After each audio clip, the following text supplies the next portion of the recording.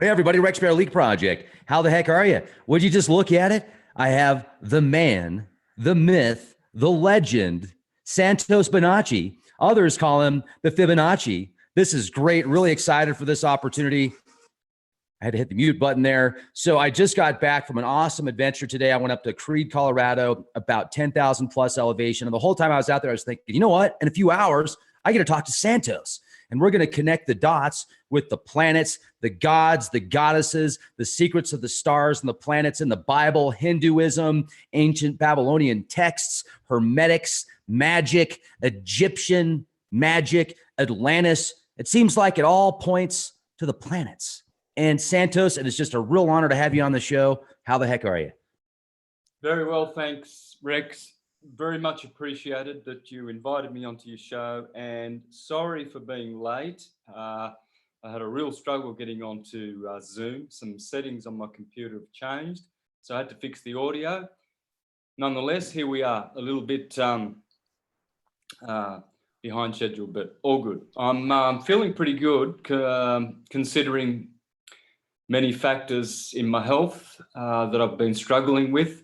But I'm doing okay, so I should be able to concentrate and hopefully do a good interview with you. Well, you look great, and you know what they say, just fake it until you make it. So you sound great too, and I think that both of us today are going to have just a mind-expanding podcast. A lot of people are really just going to, a year from now, 2 years from now, 5 years from now, further from that, I'm hoping people will be able to go back and listen to this and say, wow, that makes sense. I understand now. And real quick, I want to give a huge shout out, folks. You got to check this out. I don't know if you've got one of these yet, but it's a historic silver coin. This is a Morgan silver dollar. I got this from historicsilvercoins.com. These things, they'll actually give you the rating on how, like the quality, if it's been circulated, non-circulated mint or whatever, and where it comes from. These are very limited and they're not going to be around forever. If you go to historicsilvercoins.com and use the code LEAK Project, you'll get $5 off. You can own a piece of history. When I was out in Creede earlier today, Santos, I was thinking to myself, this is what they used to use out there 100 years ago. They're digging in the mines. It's 25 feet of snow, 20 below, and then they go back into their little shack. But they had silver, and now we've got internet. Thank goodness, man. Things have changed. They're so much better now, and now we can talk to different places of the world and really and feel comfortable at the same time. So it's warm in here in the garage. But let's jump in. I want to know your story. Tell us about you. Okay, well, I'm just second generation Italo-Australian, both parents from Calabria, southern Italy. Very Greek, very Phoenician, olive-skinned people. Nothing extraordinary in my life growing up, just an Australian. I grew up in the country. Suppose that would be of significance. I was not a city boy, so did a lot of running around barefoot and natural living. Mum was also very health conscious, so I guess being health conscious was one thing about me that I might throw in. The other thing was I was bilingual, so I learned Calabrese, which is a dialect of Italian. It's not Italian. I did learn Italian in my teens and other languages. So not only was I bilingual at birth, but I became a polyglot by choice because of my love of language. You know, I was always very good at school with language and maths, but maths didn't really grab me as much as language. Language was more the one, and music. So that might be the other thing that I need to throw in. I did start learning the guitar at 8 or 9. It was nylon string guitar. I do play electric guitar as well, but music has always been there since young. And the other thing that I might need to mention that makes me who I am, I was raised as a Jehovah's Witness I was baptized Catholic, and then shortly thereafter my mum got a visit from the Jehovah's Witnesses, and it just went on from there. And so I grew up as a Jehovah's Witness. In my teens, I remember, as soon as I hit teens, I was like everyone else. I wanted to smoke weed and chase girls and listen to Led Zeppelin. And so bye-bye Jehovah's Witnesses. And that was a really good experience. I really think that cannabis and Led Zeppelin were the two things that I cherish that happened to me to expand my consciousness. So my teens were really that, you know, lots of Monty Python, lots of Led Zeppelin and cannabis. Not many girls, even though, you know, typical guy, but in the country it's a bit harder with that. So the girlfriend didn't really happen too much with me, but yeah, that was part of it. And fast cars as well in the country. So that's it. And then those things that were in me at birth, when I was young, the languages, the religious study, the Bible. I loved the Bible, and I still do. And so as a young boy, I was very into the Bible, very into the guitar, languages, astronomy. I had my mother buy me a telescope so I could work out all the stars as a young boy, and that has not changed. And that's what's brought me to syncretism, which I'll jump to 2007 or 2005. I stopped going to the Jehovah's Witness meetings because I did all my teens as a worldly boy, doing all the worldly things. And then I went back to the Witnesses late in my teens. I was running a restaurant at 19, and that's when I started changing in my spiritual outlook, and I wanted to serve God, you know. And so the thing that I knew to be the truth and serving God was the way I knew when I was a young man, you know. I realized that things in the world were chasing after the wind and vain, and I wasn't going to be the typical, you know, consumer and conformist. So I guess I returned to spirituality. I don't regret it at all that I was Jehovah's Witness for another 25 years, very zealous and very stupid in the closed-mindedness of it all in one way. But at the same time, I was so zealous and a real truth seeker that I actually did the studies. I did read the Bible from cover to cover many times. I was a very, very good student. But I started getting cold with the Witnesses toward 2000, you know, and I saw the hypocrisy. There's a lot of hypocrisy in it, and it was just dull. I was learning more with my own studies, my own research that I've done since '82. I've been researching the likes of Immanuel Velikovsky, Reen Norbergen, Alexander Hislop, who wrote The Two Babylons, where I cut my teeth on astrotheology. That was all in my early 20s, you know. Since '82, I've been really, really wanting to know all truth. So obviously I was going to walk out of the Jehovah's Witnesses eventually with that intent. And that happened in 2005. I was in Japan touring with my group, playing instrumental guitar. I'm a guitar instrumentalist, have been most of my life. I play Spanish kind of guitar, no singing, all instrumental, flamenco, Latin, jazz fusion.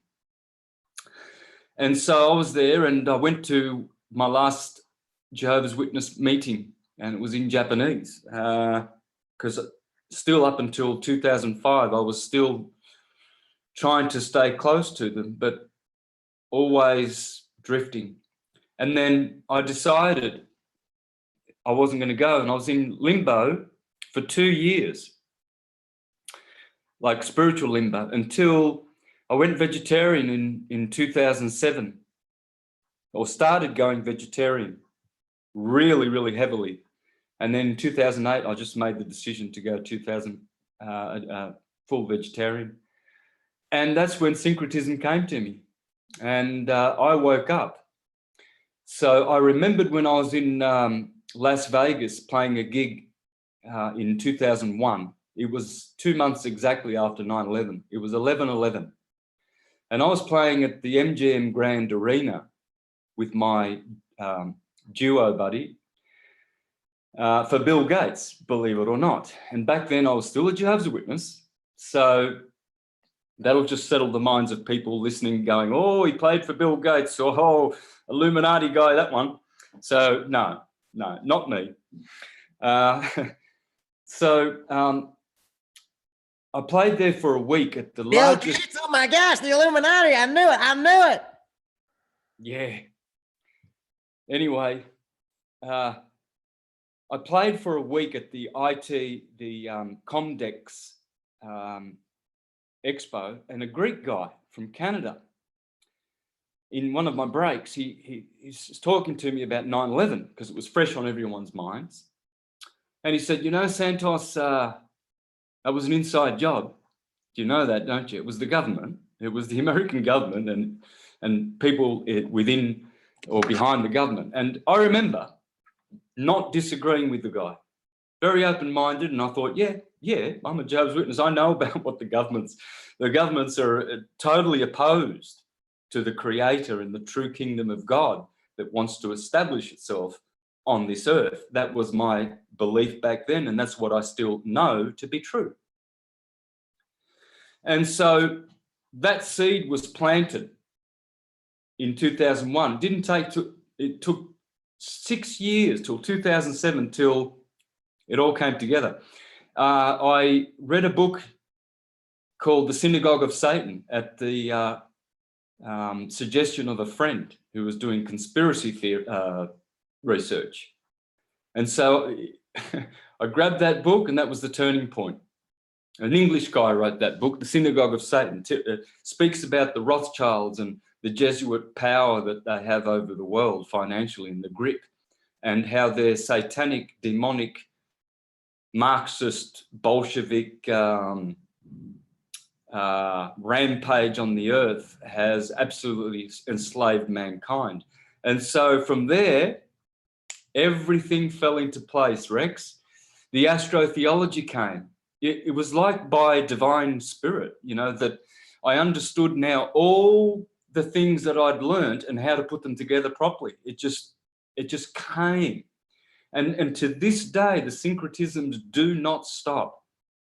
So spiritually, my world is blissful. Physically, it's torture, because I now know that I'm an IT, a targeted individual, a TI, an IT. We were talking about the IT Expo. That was a great slip. TI, IT. It's funny because it's the TI, it's the IT that has created the targeted individual. And with pulse weapons, they now are able to weaponize the air and the mold in your body to get very, very sick. And I realize that that's been happening to me since 2007. It's been worse. And in the last years, it's been really, really hectic, brother. So I've been struggling with that on the physical side and winning. As you can see, I'm still here, got plenty of energy, and I'm winning against that Morgellons TI whole thing. So, but apart from that, spiritually, it has been a full-on downloading of syncretisms and understanding how everything works from the highest perspective. It's all about consciousness expansion and having a good perspective of things, you see. You know, the example of the forest. You see the trees, but you don't see the forest. You see the forest, but you don't see the trees. In the research community, there are a lot of great researchers, especially when they stick to one thing. But when it comes to putting it all together, since 2007, watching the likes of David Icke, Alex Jones, and all the typical ones there, I cut my teeth on those guys, and they were good at the time. And they're probably still really good. because they're doing a service to people who are partially awakened. But when I was doing all that research, Rex, I just thought, no, people don't have the linguistics to put it all together. I have the linguistics. People don't have the biblical grounding and the scriptural grounding. They haven't read books. I've read the books. People don't know their history. So you've got all these great researchers where you see clearly chunks of valuable perspective missing, totally missing. And so that inspired me to start wanting to do videos, and hence here I am now. But I was reluctant for a couple of years. The first video I published was in January of 2011. It was astrotheology. And for 2 years, knowing that all these great guys that I'm watching, all these great researchers are just missing chunks, I just worked towards it. And one of the things that that was causing me to hesitate was the fact that I'd just the year before lost a lot of weight. I was nice and plump and 63 kilos. Next thing you know, just dropped 10 kilos, 53 kilos. I think that's around about 125 pounds or something like that. Anyway, that was awful because I was starting to look very skinny in the face, and I don't like that. I probably have a bit of vanity, and I want to look the best that I can possibly look, and healthy, especially when I'm touting the vegetarian lifestyle and the philosophical lifestyle, the lifestyle of yoga and meditation, and being on the path of truth seeking and not looking good. So that caused me to delay for a while, but probably it was a good thing because I crossed my T's and dotted all my I's, got everything all worked out, and then started making videos. So there you go. That's from my youth till now. And yeah, so I mean, really, you've had quite the journey. You've gone through several religious paradigms, and now you're at a level of, I mean, it sounds to me like you've connected a lot of these ancient religions and scriptures. We talked for just a few minutes off the air before we got started, and I just gave you my quick rundown on the theory about Satan possibly being Saturn that's talked about in Christianity reference, and Lucifer being Venus and Ishtar. And let's just jump into that. And I really appreciate you talking to us and giving us that personal information about your life to where you are now. Definitely keep up maybe sleep under a pyramid in a Faraday cage, and, go out there at about 15,000 feet elevation where they don't have any 5G towers, but then they'll have the satellites. No, this is what you do, man. You just say, you go like this, you walk outside when they're spraying those nanoparticulates and breathe it in. You go, you smell that? That's smart dust. What you gonna do now? Anyway, man, it's terrible. It's terrible. I know a lot of people that have talked about this TI experience, and clearly I've seen enough patents and I know enough about technologies to where it's scary to think about the possibilities. It really is. So may the force be with you. And let's jump into this, man. I am so excited to hear about the dots you've connected. If we could start with the secrets of the Bible. Now, one of your most popular podcasts, and folks, if you haven't subscribed to Santos's YouTube channel yet, you definitely need to. I've got his link in the video description box. The Secret of Secrets, the Elixir of Life, hiding in the Bible. What does that mean? Yeah, that's my most viewed presentation, by the way. So the elixir is the elixir of everlasting life. We are all seeking this. No one wants to experience what they call death. First of all, let me interject. Look at the word death. When you look at words, they will speak to you. So the letter D is the doorway, daleth, da'at, knowledge, for, death. Obviously, there it is in the word death.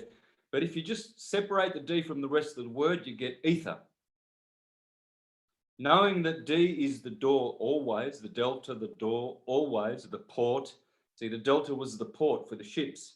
So the D is always door, portal. Okay.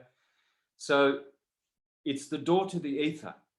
What is the ether? Well, the ether is speaking to us right now because we have an Ethernet cable connected to our computers. So we get told that it all runs on cables, which is ridiculous. It's actually all running on the ether. And that's where light and electricity come from. So we go back to that causal place in counter space because it's not spatial. It doesn't occupy any space. It's everywhere and nowhere at the same time, but it's the ether. So the elixir happens to be in every individual. We are immortal. We're not death bound. We did not die in sin. And how to stay living forever is, the secret is not to lose any of your Christic oils.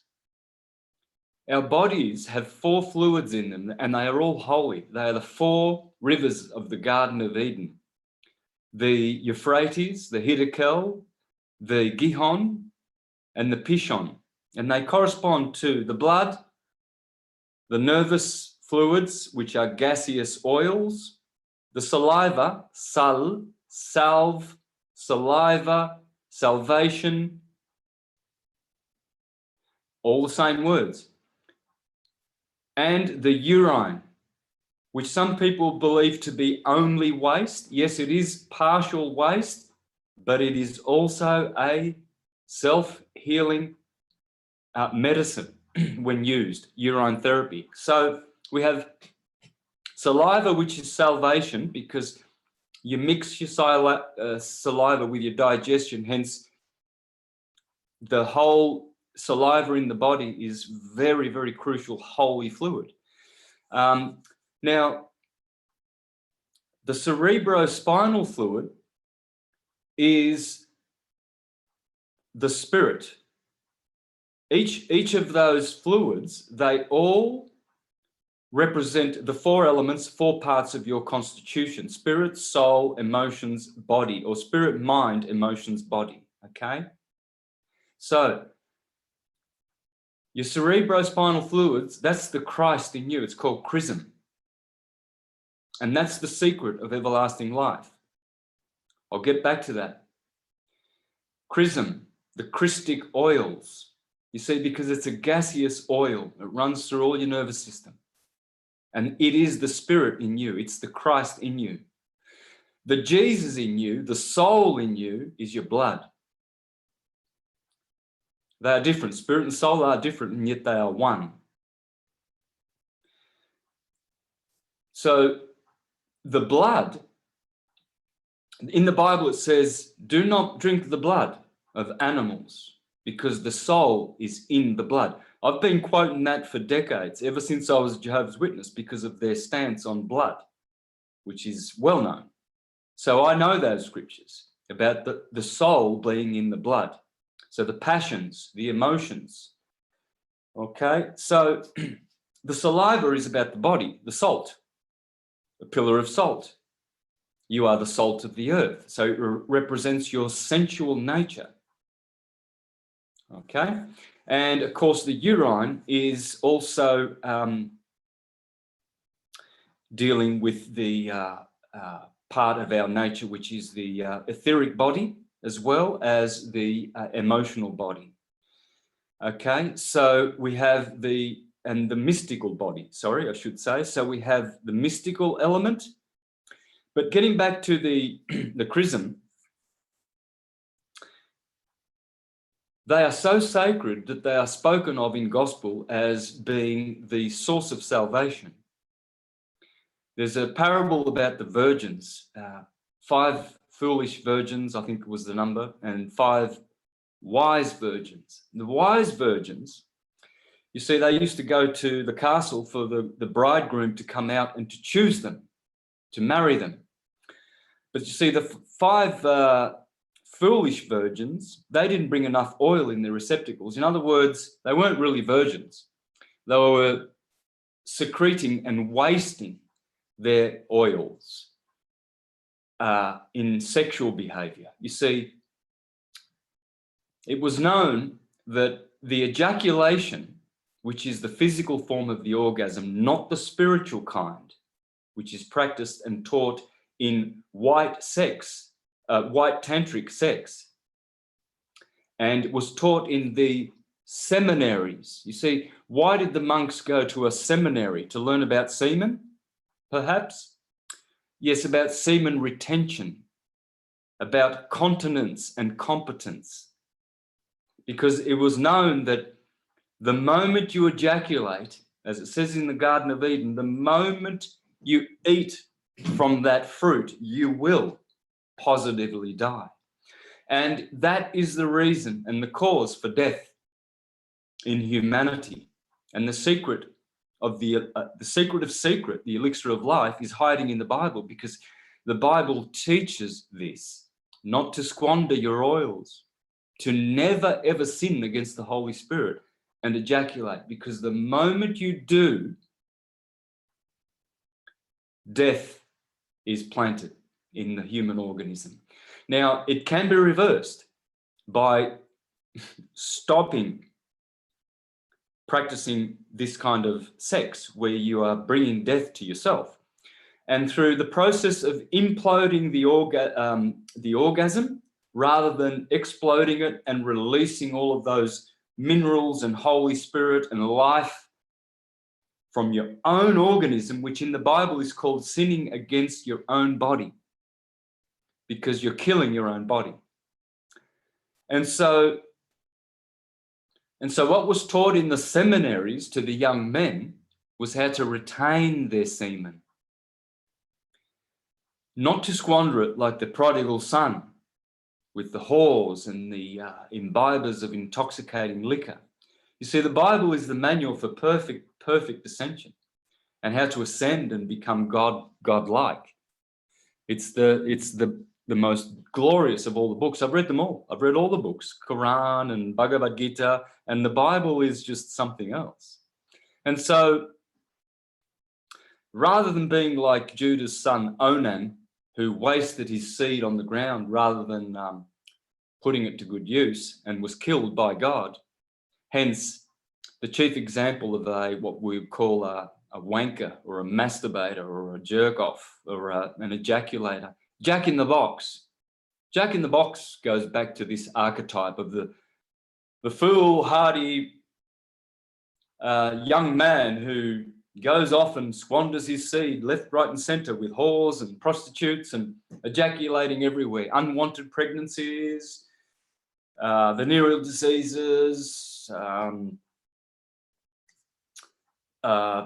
contraceptive industry, and all kinds of industries out there to cater for these incontinent fools who did not go to the seminary to learn about how to use those sacred fluids to restore oneself back to a Christ-like nature and to ascend in consciousness. That's what ascension means. It doesn't mean the rapture and to go off with Jesus in the clouds.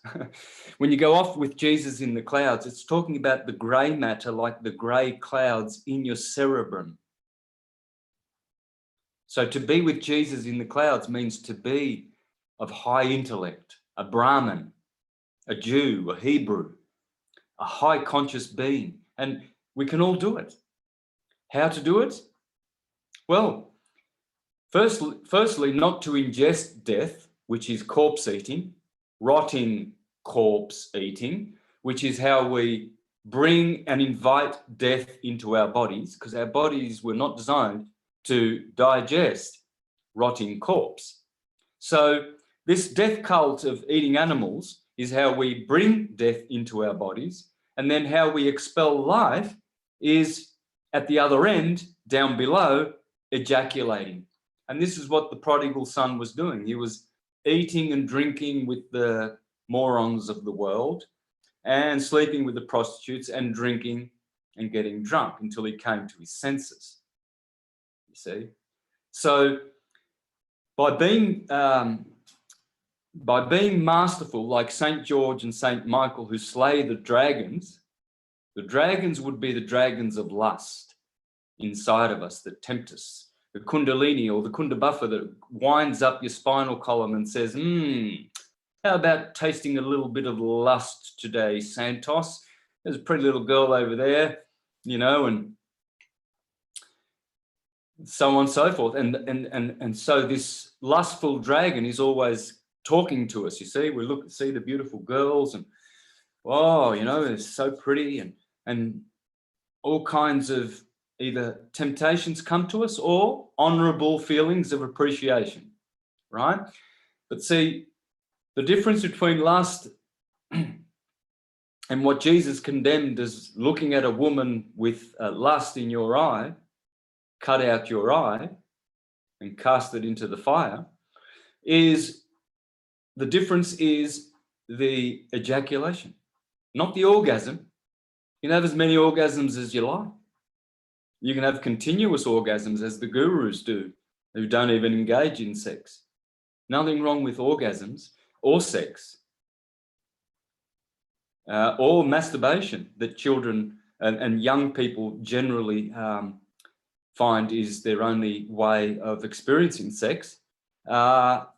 Because as long as they're not ejaculating, they are developing and working out the gift of sexual energy that is natural.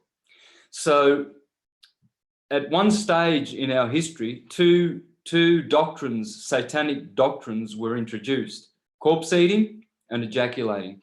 And I believe it was the Jesuits who did this. I believe that these so-called Protestant, true Protestant organizations before Martin Luther, like the Bogomils, the Huguenots, the Lollards, the Waldenses, the Socinians, the list goes on and on. They were practicing true Christianity, which was semen retention in their seminaries and vegetarian lifestyle. And then Rome started inquisitions against them, persecutions, and then the Jesuits started the false Protestant movement based on a historical Jesus, which is totally nonsensical because there's no historical Jesus in the Gospels at all. And there's none actually in secular history as well, except for 4 very, very lame quotes by secular historians such as Josephus, Flavius Josephus, good old Roman traitor there from the Piso family, talking about Jesus, Tacitus, Suetonius, and Pliny the Younger. And they don't even mention anything like structure a proper sentence where he did anything with a verb, like Jesus said or Jesus did. It's just like the Christians or Christus or something like that. And so the Protestant Christians, as well as the Catholics who invented the whole historical Jesus lie, they are all jumping on these 4 quotes, you know, but there's nothing in the Gospels that even suggests that it's historical when you learn to read the scriptures correctly. And I hope we get some time to come to that, because I think you indicated you want to understand, you know, what exactly the Bible is, which I would love to address. It's quite easy to explain what the Bible is when you have the key to understand it. And when you know your hermeneutics and exegesis. Now, interesting, isn't it, that Christians use the word hermeneutics. You heard that, didn't you? Hermes, Mercury, Buddha, Hermes, Thoth, all of those archetypes. Now, they use that word to interpret their scripture. That's the science of correct interpretation of scripture, hermeneutics. So you're going to get some hermeneutics today and some exegesis correctly. How would you like that? Yeah, that sounds great. And also, When you're talking about this, we get into the astrotheological aspect, and you brought up the Bible, and you feel the Bible is one of the best, or you, as you said, the Bible is the best book in your eyes to understanding. It seems very cryptic, and I have read the Bible from cover to cover. I've read the New Testament and many books in the New Testament multiple times, especially Revelation. And where I'm at right now is it seems to me like the story is combining history, combining like ancient Sumerian and Babylonian cuneiform tablets and mythos, and even before that, the Erotta civilization. So it's taken a bunch of old stories and Eastern scriptures and beliefs, as well as some of the Egyptian stuff, compiled it all together. But it's like a multi-layer of history, politics, control, astrotheology. And then in the New Testament, especially, it seems to be talking a lot about the Jesus. I wonder if Jesus is the sun of the solar system, and if like the sun that we look at every day, and then Satan being the adversary, being Saturn, and then get into the electric universe hypothesis and all the battles in the heavens that our ancestors saw. It seems to me like the New Testament is putting that together. That's what I've gathered so far. I can't wait to hear your take on this. And ladies and gentlemen, Santos will be right back. He had to go get some more coffee. And how the heck is everybody? I like that painting that is there right now. And also, I would like to say, I was thinking earlier when I was reading through some of the Sumerian texts, how it describes these battles and these dragons and such. I'm wondering if those dragons that it describes could be like asteroids or comets. I was looking at one story that was possibly nuclear related, but now I think it was a comet or an asteroid. Anyway, he's back, ladies and gentlemen, the legend. Yes, I want to know what the Bible is. Absolutely. Yep. And excuse me for itching. You probably noticed I'm itching. This is a very, very mild example of the itch I go through. Normally, I don't itch during the day. It's always at night, and it's hectic. It's an insidious, intelligent AI itch, which has got a mind of its own, guys. Whatever technology they're using to siliconize us, or I had to cut my hair. That's why I've got this, and I'm cold today, but I cut my hair off because it was just getting like plastic, so artificial. So I don't know what's going on, guys, but what they're doing is pretty real with their Internet of Things that's coming up. So there you go. But I'm just excusing myself because I noticed some, it's still lingering from last night. Anyway, so the Bible is a many-layered book. It is the Word of God because it speaks of the subject of God, which is magnetism, electricity being the son of God. This is something that most people probably laugh at, fall off the chair because, oh, I didn't learn this in church. No, you didn't, because the pastors who should be speaking about the asters and the ministers, the moon stars, are not speaking about them, are they? No, they're not. Because they know, in fact, that on one level, the Bible is speaking about the natural fertility of nature as God and gods. And so in the Bible, you'll hear it referring to God through the sun and through the moon and through the celestial beings. And yet churchgoers are not seeing it because they're not understanding the true origin of the Bible. So we'll get to that. But in order to qualify as a sacred book, sacred scriptures were written with a minimum of 7 levels of exegesis or hermeneutics, interpretation, not 1 level. Now, churchgoers know this, they'll deny it, but they know this because including the Jehovah's Witnesses who will read a scripture in Revelation and they'll say, oh yeah, that's symbolical. Jesus was speaking symbolically there, but over here it's literal. Okay, so they know about literal and metaphorical and hyperbolical, and they know all about that. Okay, but it's all based on literal. For them, it's like a child would see Santa Claus. It has to be literal. It has to be a lie first. and the child sees Santa Claus coming down the chimney. It's none of it's real, but it's true because it's a true story. Because it must relate to something, a process that is truly going on in nature. That's what nursery rhymes are. You know, it's like when you talk about the birds and the bees, children don't understand what you're talking about. They think you're talking about birds and bees, but you're not. There's another level, right? Now, the sacred scripture is embedded or encoded with these levels, and one will be astronomical, astrological. I put those on the same level. One will be astrotheological. One will be dealing with fertility. For instance, Little Red Riding Hood. I'll give you an example. I can give you 2 levels of Little Red Riding Hood instantly, and you'll see that there are clearly two levels. Little Red Riding Hood, when it comes to the cosmos, is the sun. Because when the sun sets, it turns red, and it's Little Red Riding Hood. It gets nice and small, turns red, and guess what's there on the western horizon? No matter where you are on the earth, sunset always represents the scales of Libra, as opposite sunrise always represents the energy of Aries, the first sign.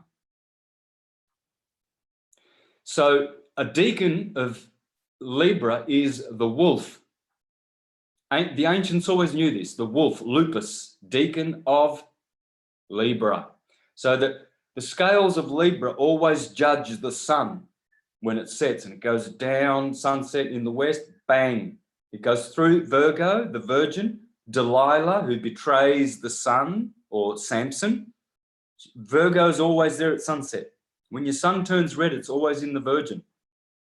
Not that the constellation's always there. It's just that the energy of that's how the zodiac works, okay? So when the sun then disappears, it was known that Little Red Riding Hood was swallowed by the wolf, who all the better to see you with as you get closer, Little Red Riding Hood. Then the hunter comes along, kills the wolf, and out comes Little Red Riding Hood to go through the forest and seize another day. Well, that's Orion on the opposite side of Libra. Orion, the hunter, he's always there near Aries, in Taurus, right there near Aries, and he's ready to slay all the demons of the night and usher in the day.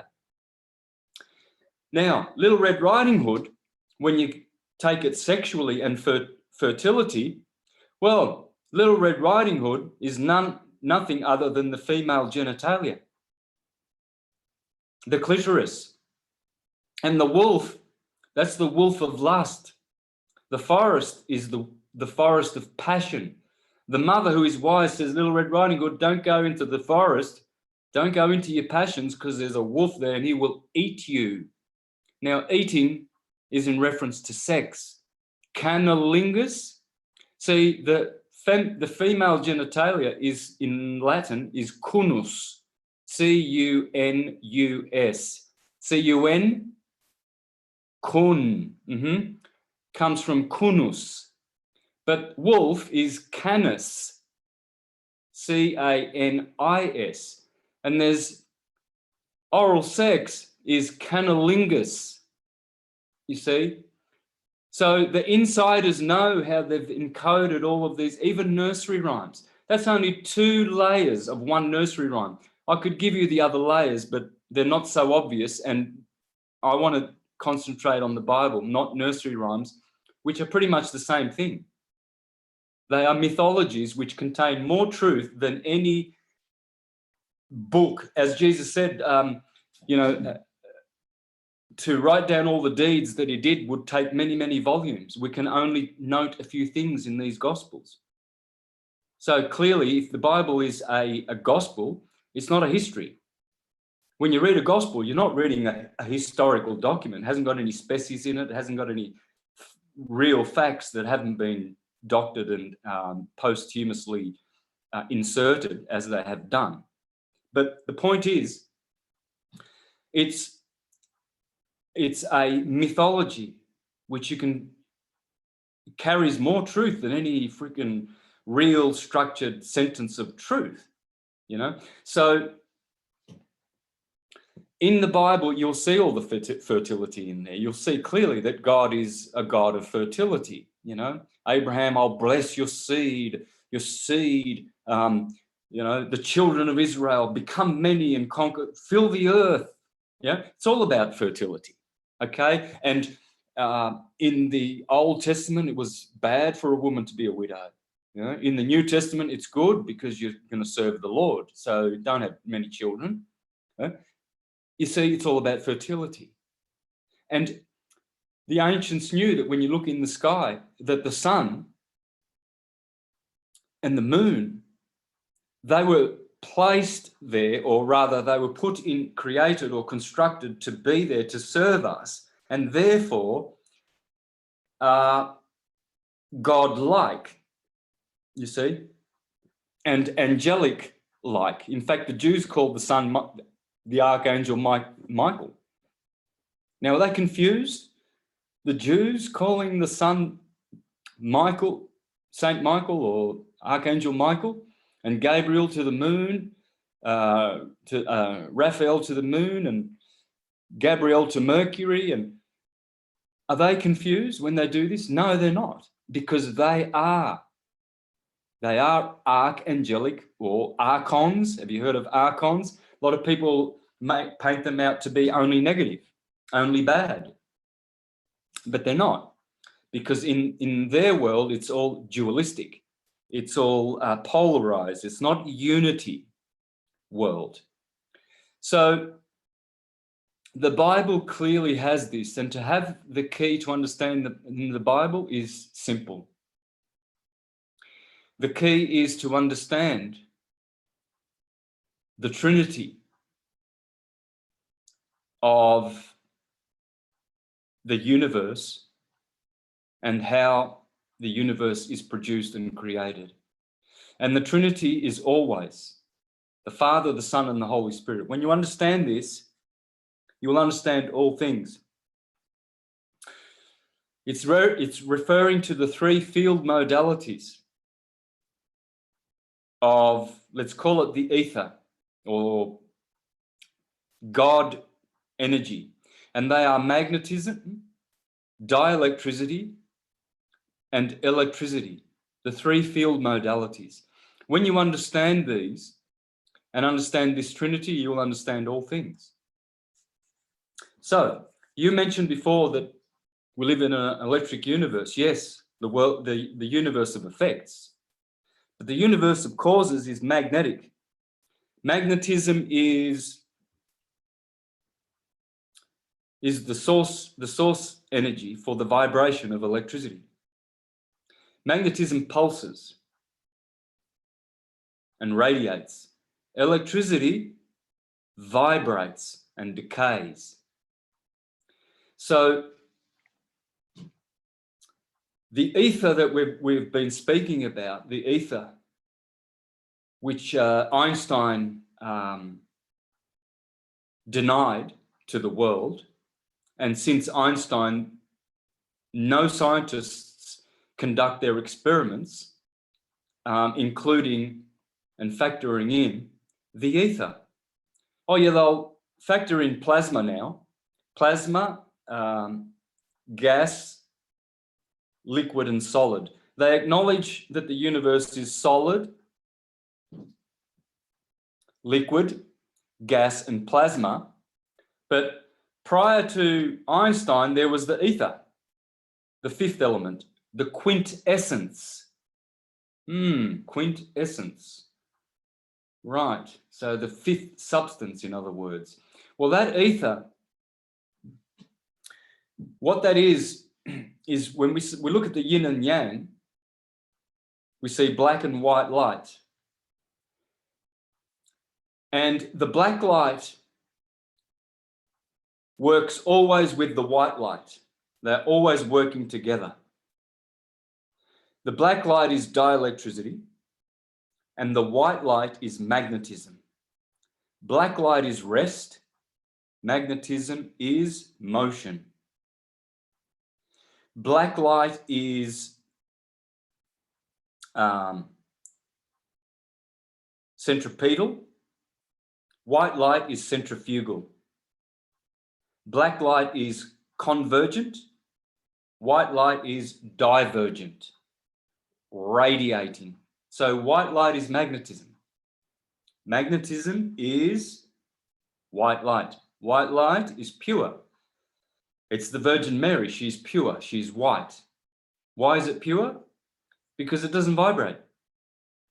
Only the 7 colors of the rainbow, the electromagnetic spectrum, vibrate. And you can tell that they vibrate because when you put white light through a prism, you see that the red light refracts very little. And at the top of the rainbow, the violet light refracts very sharply at a sharper angle. So you see that that's vibration that causes that, because the violet light has a very small frequency. You see, a very quick vibration. And whatever is beyond violet is called ultraviolet. And we can't see it, that vibration. So we can only see light that vibrates. We can't see white light. Can't see black light. We can only see from violet to red. And so we've got this rainbow. Violet's on the top, always, like your top chakra, and your bottom chakra is red, and they're all colored the same as the rainbow. Because those colors are the frequency of vibration. And it's vibration, the transverse wave, which is electrical, which produces the time-space universe that we're in, that is the effect that produces all that is matter.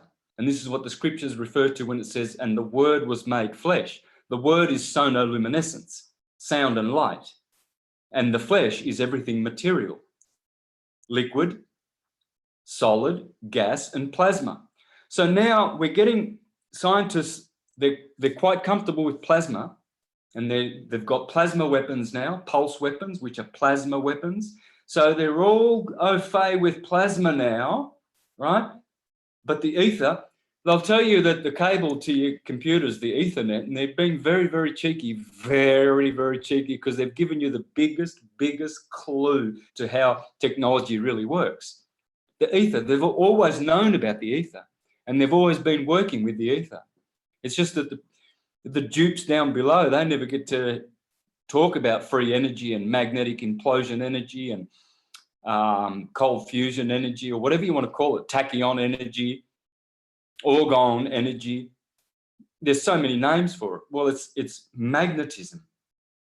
So when you see that you've got depictions of white Jesus and black Jesus, black Madonnas and white Madonnas, you'll see that it's the yin and yang. It's the light of rest and the light of motion, the two co-eternal, co-principles of the universe. So when rest and motion, black light, you see, you hear people talking about black holes, dark energy, dark matter, black goo. Well, yeah, they're heading in the right direction. They're starting to work it out that it's the color black because it's rest, and everything proceeds from rest. So does sound. For instance, here's my guitar. There's no noise. Well, I'm going to move a string. It's vibrating. Sound. But after a while, it goes back to silent, where it came from. And everything comes from silence and rest. See? Vibration. But eventually it's going to go back to its true state. This is a departure. And that's how the universe is created. We are all in counter space originally. We are spirit souls from counter space in a transcendent realm. Pretty much like a computer, right? When your computer's off, all the files in the computer, they're just sitting there sleeping. And boot your computer, bang, all your files are up. You brought them to life. But when you turn it back on again, they'll always go back to that source where they're hiding, where they are, where they truly are. They're not really on your screen. The files are not on your screen. They appear there, but their true place of where they live is in the file, and it's on your computer, on your hard drive, but it's not even taking up any space. It's in counter space. And that's how we are. We're here. You're looking at me making all this noise and doing, and you're going, wow, well, there's someone there. He's there in that locality, in that topos. But really, where I really am is in counter space. This is a projection, just like all the things you see on your computer screen. So the example of the guitar string, all-knowing God and all-creating prime creator God is in rest. As the scriptures tell you, that one day we shall inherit God's rest, the rest of God. You know, this is all labor here. We are chasing after the wind. It's a noisy universe. Our minds are noisy. Our emotions are in turmoil. We're going around fighting wars with other people of different skin and names that we can't pronounce, but we've got to kill them because we're told to. So all of this is a confusion, because this is the world of doing. The world of being is where we really come from, where we really are. And so we have to get to know that. We have to get to know that we are playing a dualistic existence. We have an immortal, eternal, unconditioned, unlimited, unqualified existence in transcendence, and we've totally ignored it because we think we're just floating around in a godless universe. It all just happened by a big bang, and no designer, no nothing, no purpose. But hey, here we are. And so the Bible is the playbook. It's the guidebook. It's the map for all of this, and it teaches us all of these things. It's actually teaching about magnetism in it. And you see, when the virgin has a child, that child is born into the world. She's born into the world. Well, that's electricity. Because let me now finish explaining what the key to understanding the Bible is by showing how it can only be the trinity of dielectricity, black light, magnetism, white light, and their child, as Osiris and Isis had a child, Horus, which is the same as Joseph and Mary and Jesus. They're all the same. It's all the same everywhere you go. Only now it's fragmented because we lost the truth that it was all one science. It was all coherent, syncretic, holistic, and we all had this Prisca or perennial philosophy. We all had it. The Jesuits came along and conquered and divided us, and now we don't see it anymore, but it's there. And so the reason why electricity is inferior is because it's temporal and spatial. So time and space are dielectricity and magnetism. Magnetism is essentially the same thing as space. It is space, it's spatial. Magnitude, magnetism, they're the same word. And magic, they're all the same root word. It's magnitude. Magnetism is space. Okay? Dielectricity is time. Why? How do we know this? It's easy.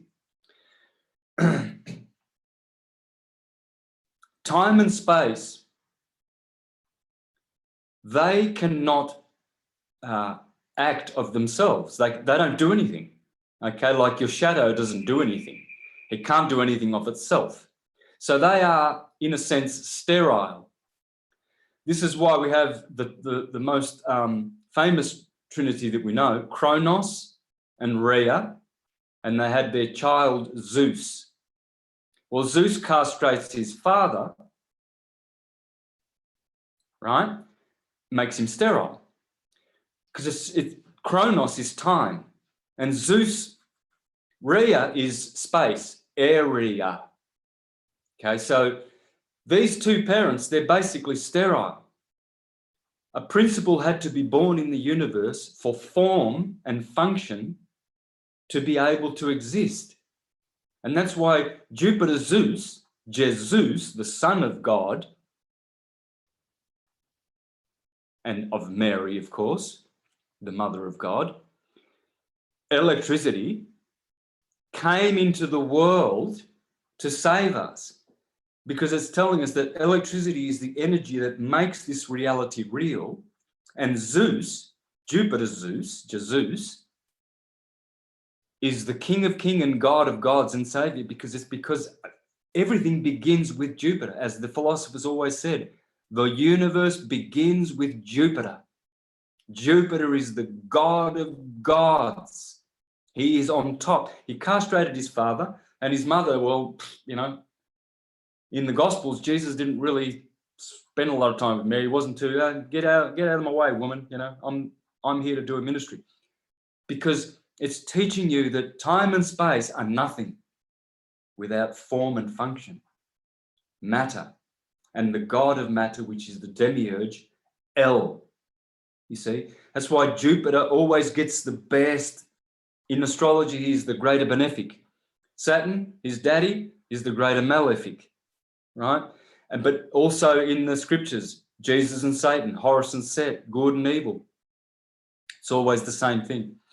At the start of the show, you mentioned, or before we got on the show, about Venus being Lucifer and what was the other one? Saturn being Satan. Yeah, that's how it works. In fact, they all are, all seven. You have to get to know all seven. They are clearly in the Bible. In Revelation, they are the 7 churches, congregations in Asia, or the 7 seals of Revelation. It's all in the Bible, the 7 chakras and the 7 planets and the 7 musical notes. It's always the same things, guys. That's why you can know for a certainty that the Trinity is dielectricity, magnetism, and electricity. And the electromagnetic spectrum is where creation is produced, and it is Lucifer, the carrier of light. Satan is the black light above ultraviolet and below infrared. This is Lucifer, because when Lucifer, the sun, and Venus illuminate the day, we learn via the light of the day. At night, you can't see all the objects unless you've got a candle. Therefore, you have to see with this eye and hear with these ears, where you put your rings, your Saturnian rings, because Saturn rules the hearing, the sun rules the eyesight. So you see, Horus, the sun, is seeing during the day, and that's Lucifer. Lucifer means the bringer of light. That's the sun, because the sun makes the rainbow, the spectrum, which illuminates the world. And here's how it's done. So during the day, Lucifer teaches us through our 2 materialized duality, but at night, Satan, who is superior because he teaches us with 1 eye. We can't use 2 eyes to see color at night and everything. We have to see, I see, and you have to see by, you know, moving around, and because you can't use the duality process of Lucifer during the day.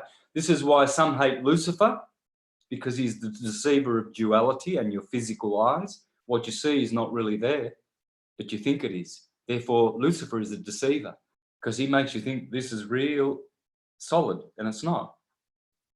That's why Lucifer, but then Satan at night, and every day, it's day and night, black and white, yin yang, Satan, Jesus, Satan, Lucifer. That's all it is. You see, but at night, Satan teaches you that this is not solid, because you're starting to see this with your eye. So who is the evil one? The dark lord of the night, who teaches you introspectively, or Lucifer, who brings the light of day and teaches you exospectively, where you are deceived into thinking that what you see is real and solid, where it is not. It is temporal and fleeting. So I'll just finish with this real quick. Magnetism is a pulse, like your heart. Dum, dum, dum, dum. It pulsates. Just think of a pond. You throw a stone in the middle of the pond and you've got a pulse. And the waves ripple outwardly. And as they ripple outwardly, another thing happens. They grow. They expand and grow. So the circles get bigger and bigger and bigger. That's magnetism. That's radiation. It's not vibration. Okay? It's frequency via radiation. It's not frequency via vibration. Vibration comes as those waves ripple outwardly and expand always. That's why the pulse energy is superior to electrical energy. Magnetism is way, way superior. Magnetism is divine. Electricity is mundane.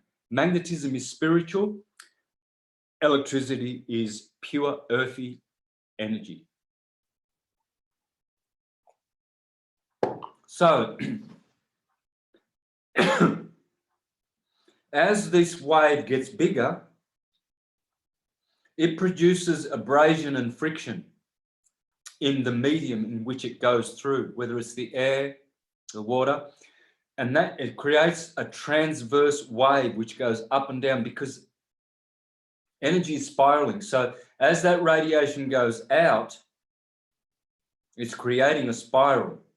And so the transverse comes by default. But transverse waves has a decay factor to them, not the pulse. The virgin, she's pure. The Son came into the world of corruption. God gave his Son so that all will be saved. You know, that's the sacrifice that Jesus made. It's just that light, pure light, became polluted. That's all it is. It's not talking about a historical Jesus. It's talking about science, theological science, when understood correctly. So, like when you are in town listening to your favorite radio station, nice and clear, crispy radio sound, as you drive out into the country, starts crackling. And, oh, you've got to turn that off now. You can barely. Why? Because it's using the transverse wave and it decays. You just can't go doing this forever. You see the waves on the shore of the beach, you see how they come in nice and big and then they diminish. It's the transverse wave and the transverse energy that we've been harnessing that has been harming us. When we go to the Schallberger,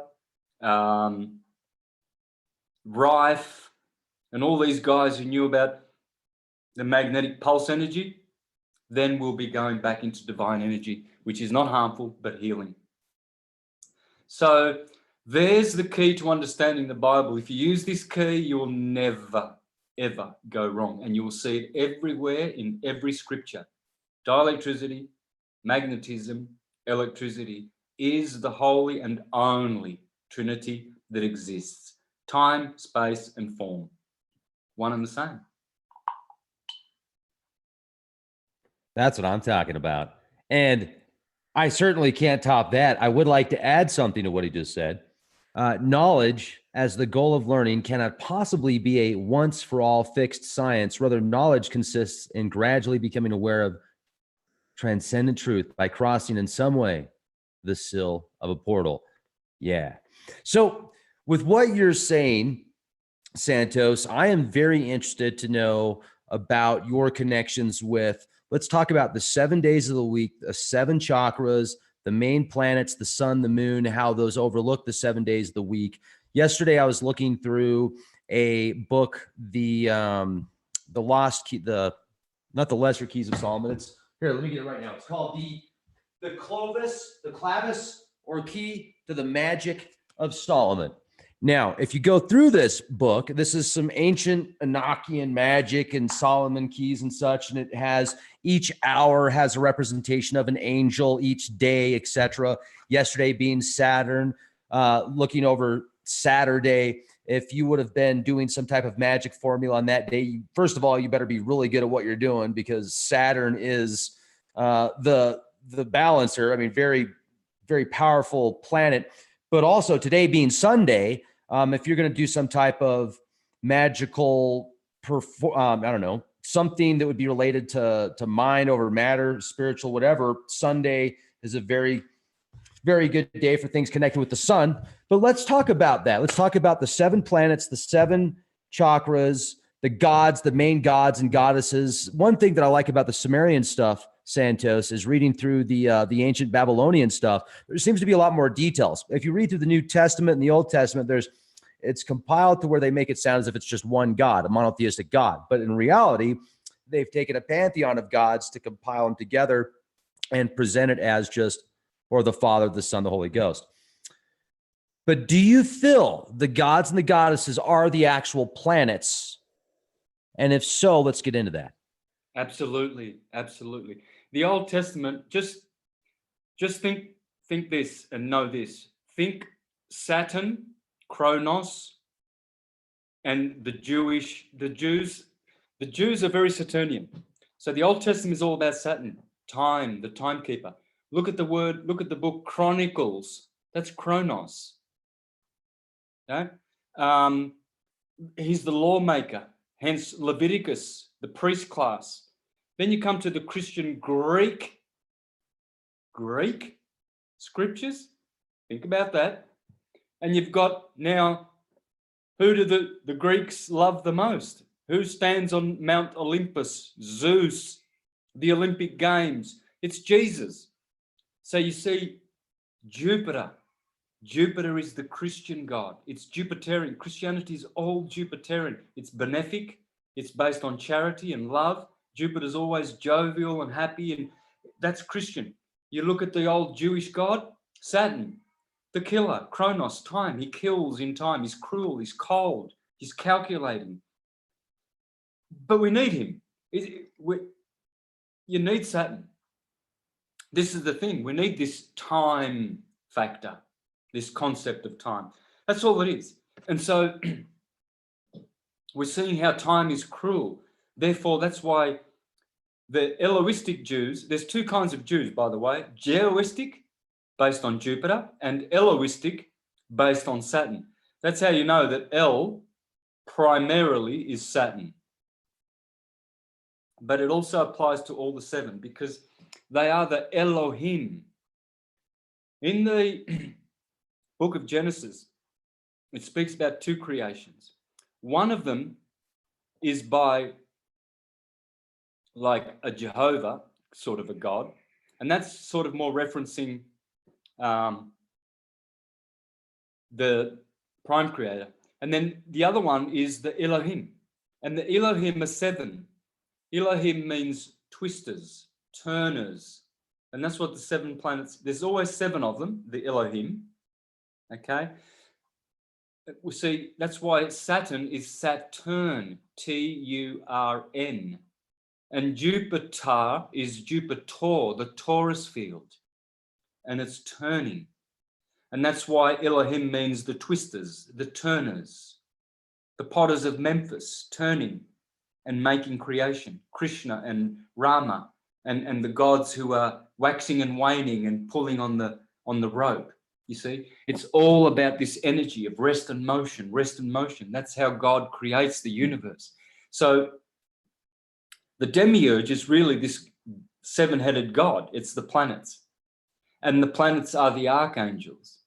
We should never look at the planets as rocks, a la Copernicus, the Jesuit, deceiver and liar.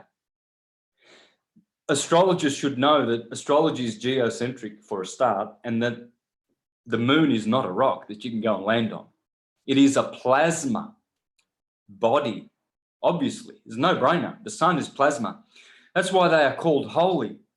They are actually holes in the sky. You see, we look up and we go, oh, that's a globe. The earth must be a globe because they're all balls. They're not balls. They are holes in the sky. That's why they are holy, hallowed.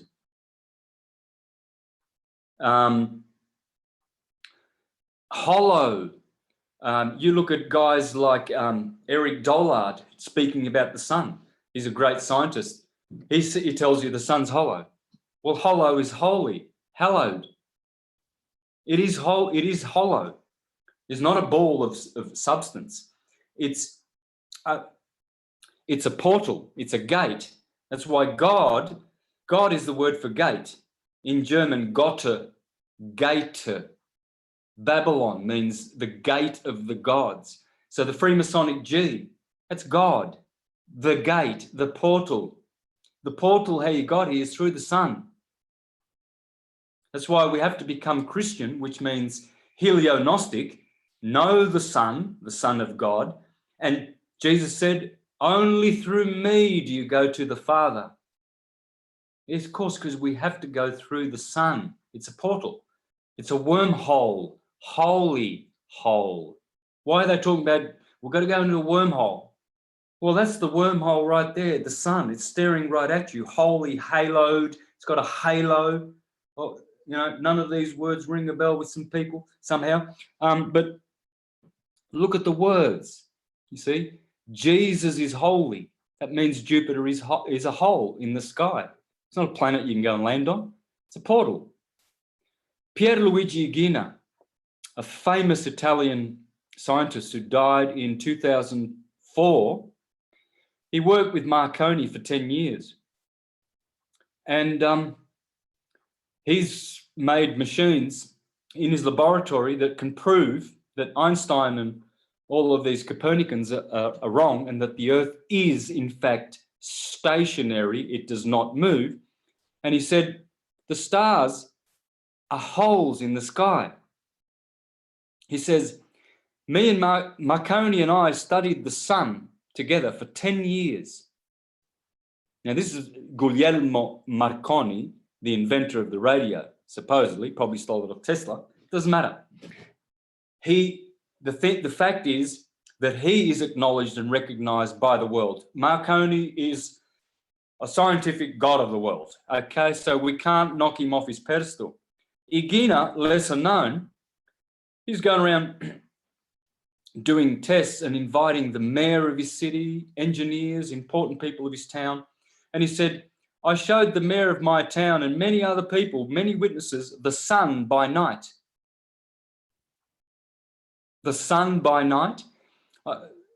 You can go to YouTube and you can see Pierluigi Gina speaking there for yourselves, folks. A scientist, a world-known, famous scientist in Italy, adored and loved. He's saying the Earth is stationary, and what you see, all those globes in the sky, they're holes. And the Greeks said that. The Greeks said that the stars are nailed to the firmament and are like holes in the sky. They are the wormholes. And so this is our limited perspective. We look up and see the sun and we say, oh, you know, it's a ball of fire, and we don't even meditate one moment and go within and to fathom what it really is, because the answer is within, not with the buffoon scientists out there who tell you like to tell you what it is, and that the stars are trillions of light years away. They're just above your head. They're just up there in the sky, in the firmament, which the Bible speaks about. So, yes, the seven, each planet is responsible for refracting and differentiating the pure white light of the sun. See, the sun is always in the middle of everything. Above the sun, in the Ptolemaic true cosmology before Copernicus, which was around for thousands of years, if you read Ptolemy, the most famous of astrologers, he tells you the order, Saturn at the top. And this corresponds with the Jewish Kabbalistic model and the Mayan and everyone. Saturn's always on top. He is the first gate, God, portal, Elohim, El. Then Jupiter. He castrates his daddy because this is where everything begins. Remember, Saturn is rest. So he needs space. Time needs space to be able to then engender the third principle, which is that principle of Jupiter, God of gods. Here's number 2. Then Mars, the planet of action. Then the sun in the middle. And then below the sun are the inferior planets, they're called. And that's Venus, Mercury, Moon. And they're always in that order because those are the order of their rotations. The moon is the fastest, then Mercury, then Venus, then the sun, then Mars, then Jupiter, then Saturn. Please, please never forget this order. When you know this order, many things will open up to you. These planets, these 7, they are all responsible for one of the colors of the rainbow. Saturn on top, violet. Jupiter, indigo. Mars, blue. Sun, green. Chlorophyll. Photosynthesis, green leaves, spinach, cabbage, silver beet. It's all the sun. Green. That's why Osiris is green. St. Patrick is green. Then below the sun, you have Venus. Venus is responsible for yellow. Mercury, orange. That's why the Buddhists always wear orange, because they're in the sacral chakra, sacred, the sacral second chakra from the bottom. Moon, the red chakra, the menstruator. Quite red, the blood. Yeah. Now, that order, you can take that as the true order, but you can also flip it. Okay? Satan, how many times do you see Satan in red? You see? So you always invert everything. Every order that you have been given, flip it over. Remember, the naughty boy, Alistair Crowley, he said, learn to read backwards, walk backwards, speak backwards. I've done this. When I was, as I said in the intro, I was probably the biggest fan of Led Zeppelin still today that ever existed.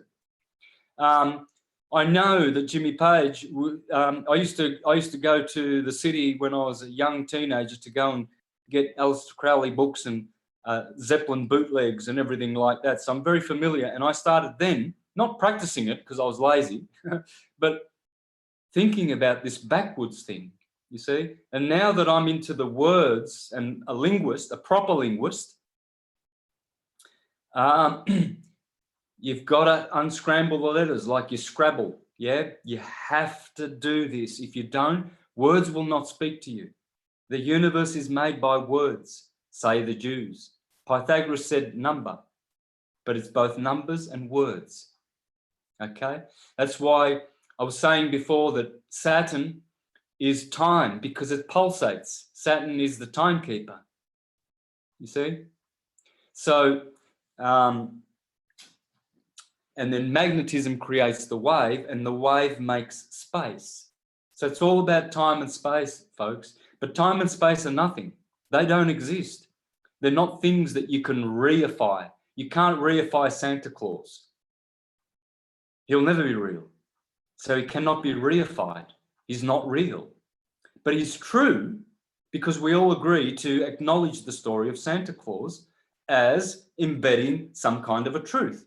Maybe personal for you, you might interpret it your way. It doesn't matter. That's what you call subjective truth or your truth.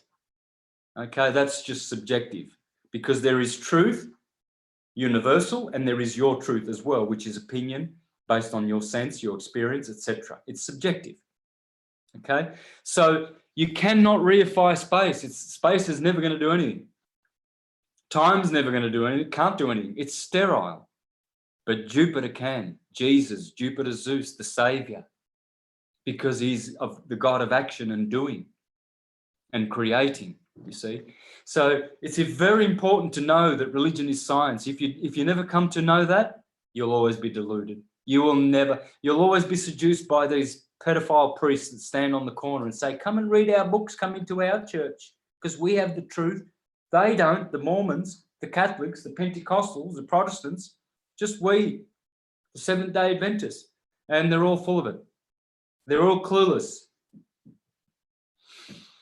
Yeah, boy, I'm doing long spiels today, You're man. Rolling, man. You're rolling. I'm like just letting you go. I'm just like, okay. I mean, that's the best way to do it because you're in the zone. So instead of me jumping in and doing these pattern interrupts, I'm just letting you flow with it. This is great. So now I'm listening to what you're saying, and I was writing some notes too, because like, okay, you talked about Saturn, Jupiter, Mars, Sun, Venus, Mercury, Moon being the different cycles and the different speeds. And then you started talking about the colors. Now, you brought up Crowley, and I actually read his, I think what he called his magnum opus 4, which was a compilation of 4 books. And one of those was where he did like this automatic writing. And it started off really kind of happy. And then it got more aggressive. And towards the end of the reading, he's talking about plucking eyeballs out of gods. And I mean, it was pretty hardcore. You know what I'm talking about, right?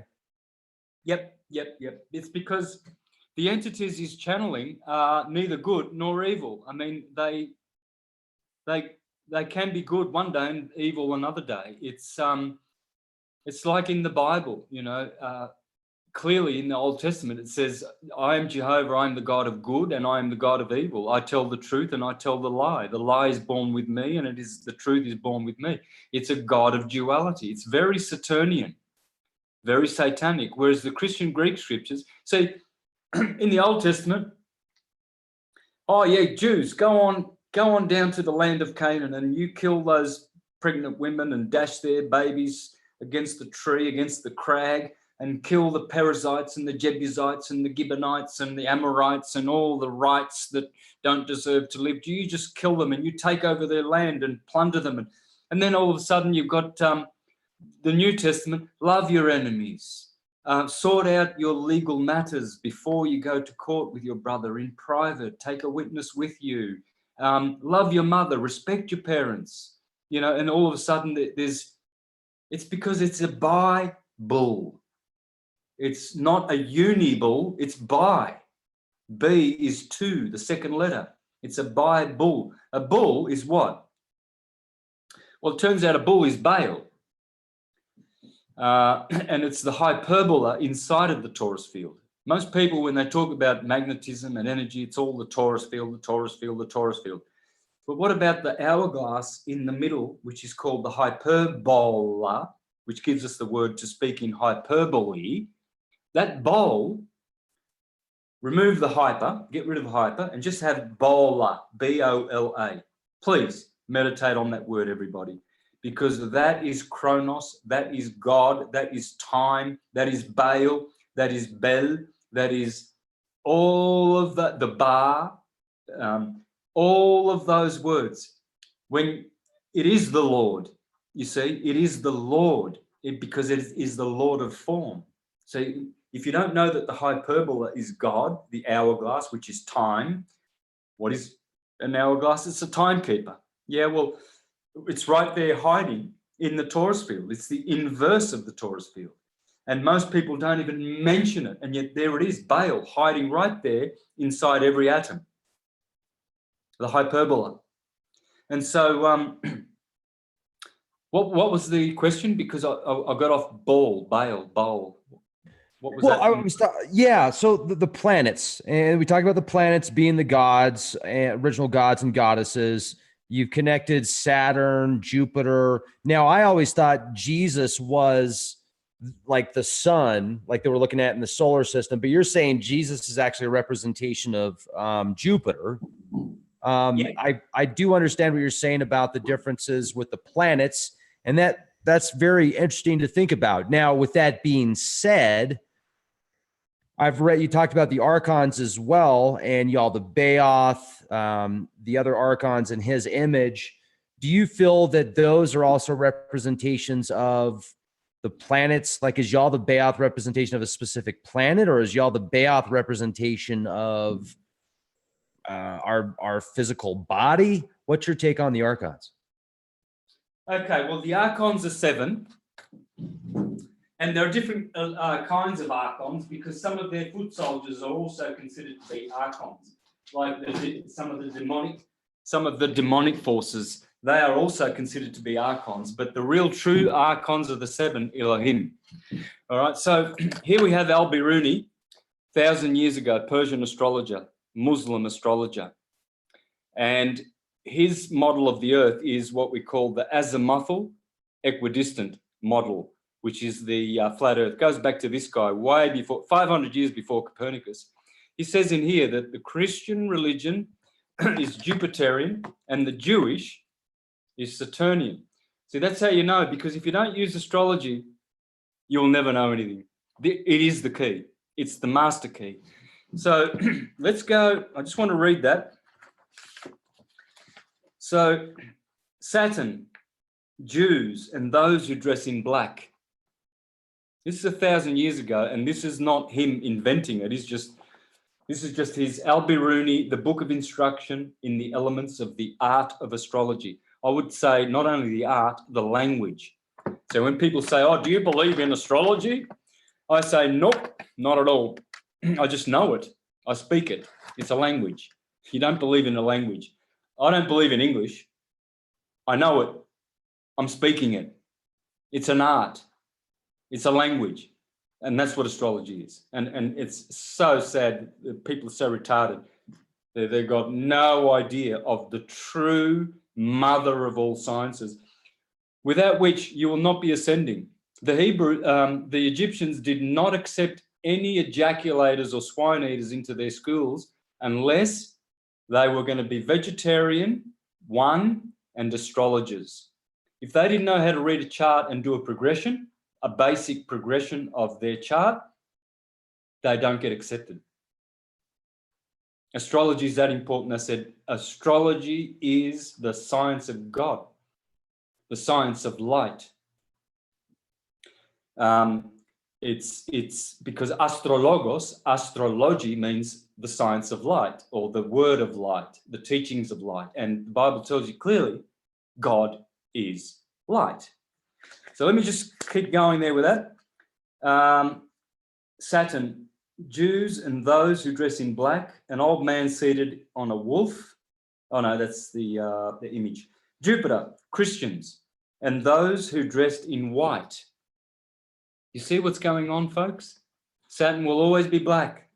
The Jews, always black. Christianity is Jupiterian and white. But you are right.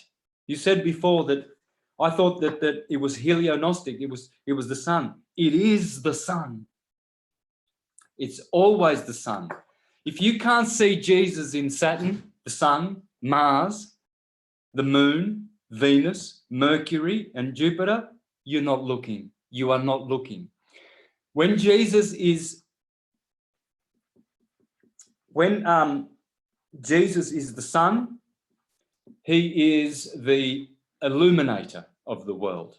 I'm the light of the world.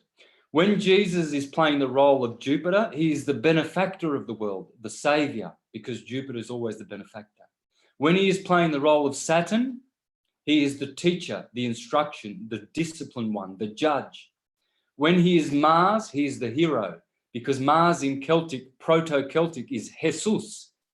Jesus is Jesus, folks. The Celtic people used to acknowledge Mars as Jesus because they knew that it was all Jesus. When Jesus is the church, it's the moon. Moon means church, the church of Jesus. So Jesus is all of them. When Jesus is the illuminator, it's Venus.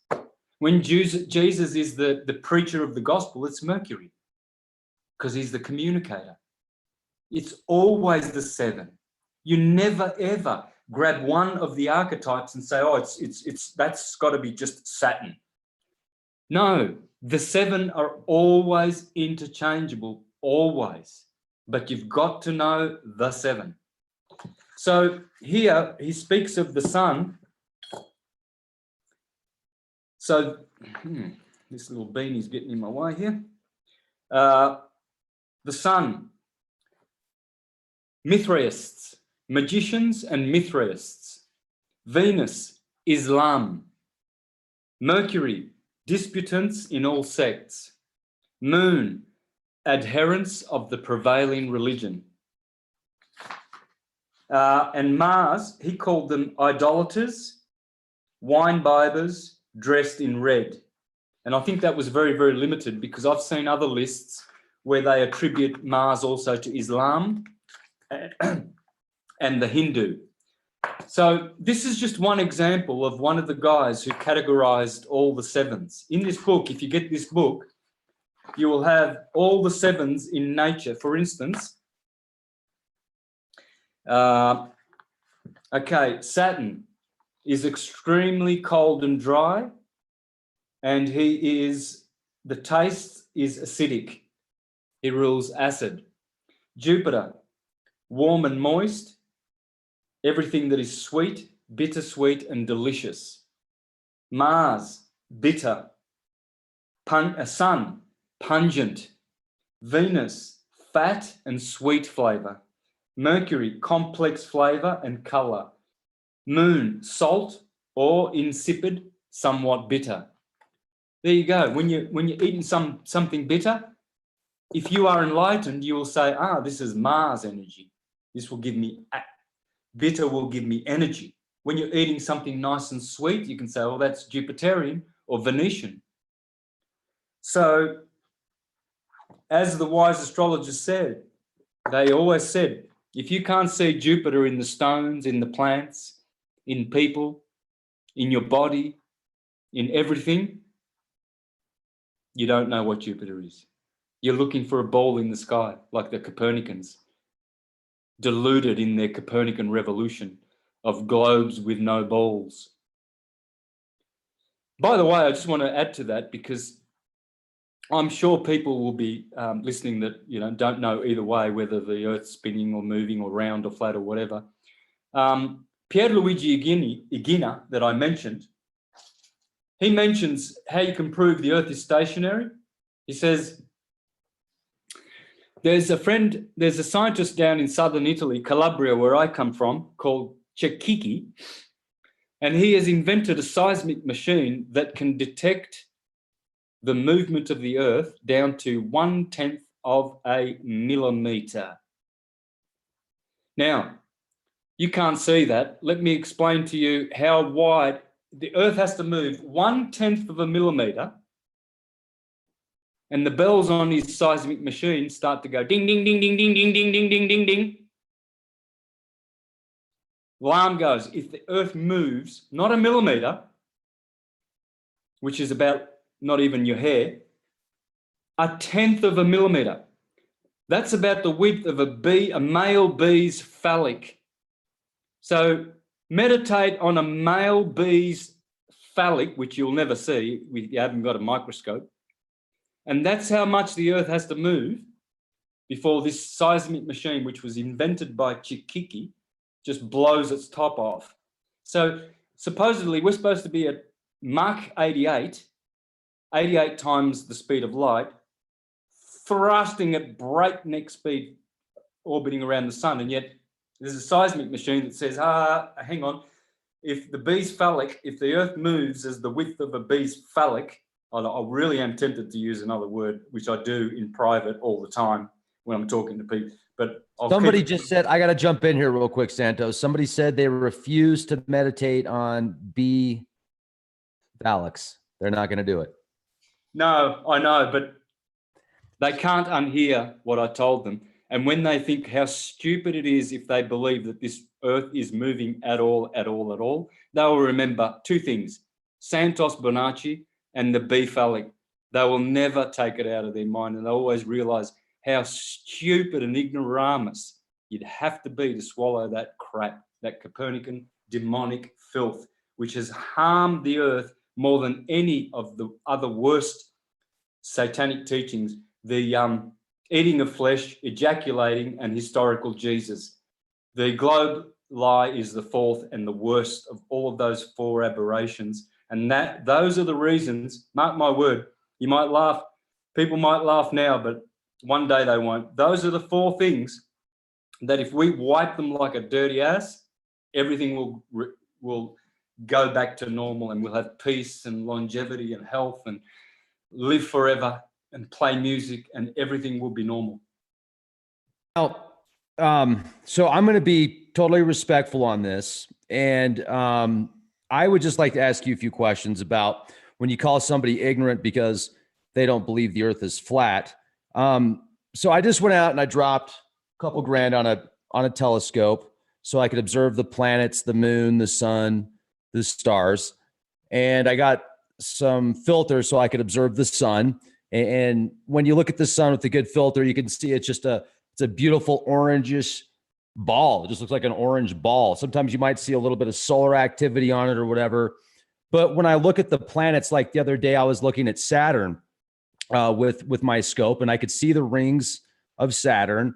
And I was thinking to myself, how beautiful and majestic. And I was shocked at how small it looks from here. But in reality, Saturn dwarfs our planet, and just the rings alone would dwarf our planet. But I watch the stars move. I watch the planets move. Even the sun. If I get my telescope, I have to link my telescope on it, and that sucker is moving. And either we're moving or it's moving or something's moving or we're both moving. So, and then I would like to ask also, with all the people that have claimed to have circumnavigated the globe either via boat or via airplane or satellites, which I have seen footage of satellites, actual footage of satellites. And just because it's a satellite doesn't mean it has to be going in a circle, but the way that the mathematics are set up with GPS, with all of that, just as a few examples, like what do you say to the people that actually have math figured out towards a globe model where they put that in with the GPS and the directions? My uncle actually went from Washington State to Hawaii in a sailboat just by using the stars, circumnavigating like 40, 50 years ago. So, I mean, do you ever ask those questions, or is it because of that one specific astrologer that you've kind of put this together? No. I've got all those questions. They're all kindergarten. They're all kindergarten. So easy. Satellites for a start. Yeah, well, they're up there. They're in the firmament, but they're not in a thermosphere where they would melt instantly. But they are up there. They're in the firmament. They use technology that we don't know about, how to keep it up there. They've got certain foams, plasma foam, that they can suspend things up there. So no problem about satellites. That shouldn't even be mentioned. They're up there, and if not, doesn't matter. And if some flat earthers think that is a reason, those are not reasons. I wouldn't even be discussing satellites and GPS. It works. Yeah, it works. They've got plenty of ground technology to make it work. And as for calculations about how to fit calculations and your reality onto a globe, it's easy to do that. You can do that. It's just a model, but it's the wrong model. The globe is a model and it will work. You can do geography with it and everything, and it'll work, but it's the wrong one.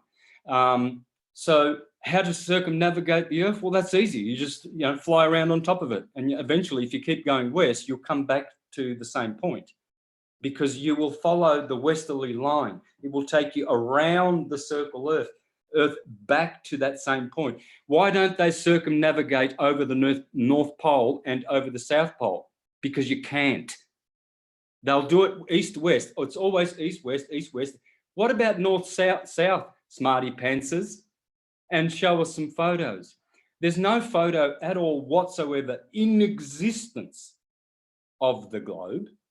It's all CGI composites, and that's what they call images. If you want to go bowing down to images and idols, no problem. We'll base everything on reality. Since we have no photo, that's out. You can't talk about photos because they do not exist. And if they do have the OSO satellite out there that's supposed to be about 1 million miles out there, how about a few codex snapshots of the ball, please? One or two. You can't get one photo with billions of funding of the Earth that it's round. Every time they send a GoPro up there with their fisheye lens, you see the Earth going from this to flat to that, inverse, concave, and yet people just, all they want to see is the convex. They don't see where it goes to flat and then concave, because people, they're on a set channel. They've been dumbed down. Educated means dumbed down. They're on a channel. They've been locked in, crystallized, educated, dumb as dog droppings. And they'll believe anything. They'll believe whatever you tell them. So the fact is, you can't circumnavigate north and east because you can't do it, because north and south, because they don't go over the South Pole, and because there is no South Pole.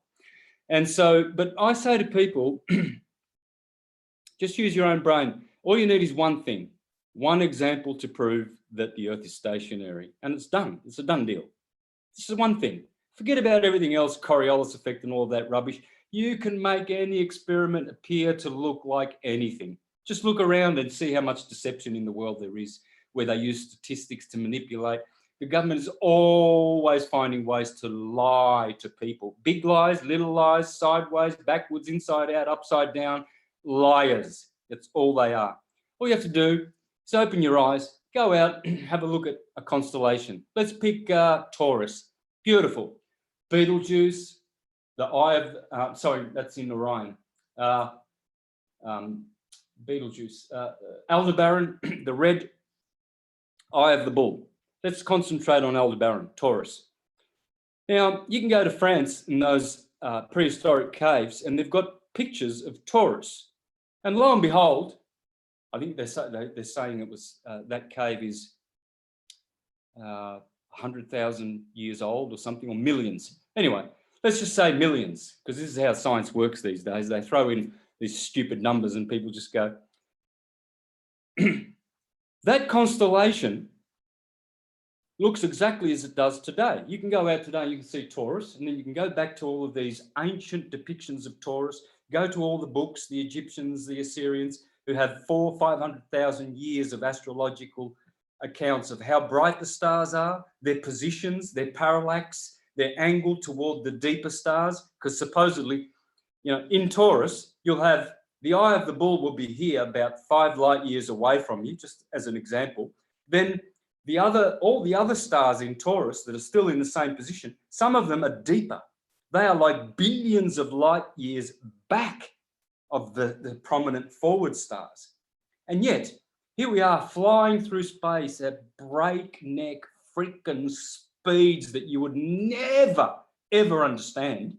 And yet, for thousands and thousands of years, Taurus, no parallax between the deeper stars. When you're on a train, the trees close, you're driving on a train and you're riding in a train and you're doing, say, 100 miles an hour. The trees closest to you, they are moving fast, and the trees over there in the mountain, way over there, they don't move at all, almost. So if we're flying through that way in space, galaxies moving, the sun is moving, we are going around the sun, we are rotating, all of these motions, and yet Ptolemy's list of the brightness of the stars, Sirius's brightness never increases, never diminishes. Aldebaran's bright as it was 60 trillion, billion, gazillion years ago, still is today, still the same brightness. Gemini, you can look at Gemini. Pollux, why am I picking Gemini? Because it's right next door to Taurus. And the two twins, Pollux and Castor, they're actually the only colors, stars in the sky that are different colored to all the other stars.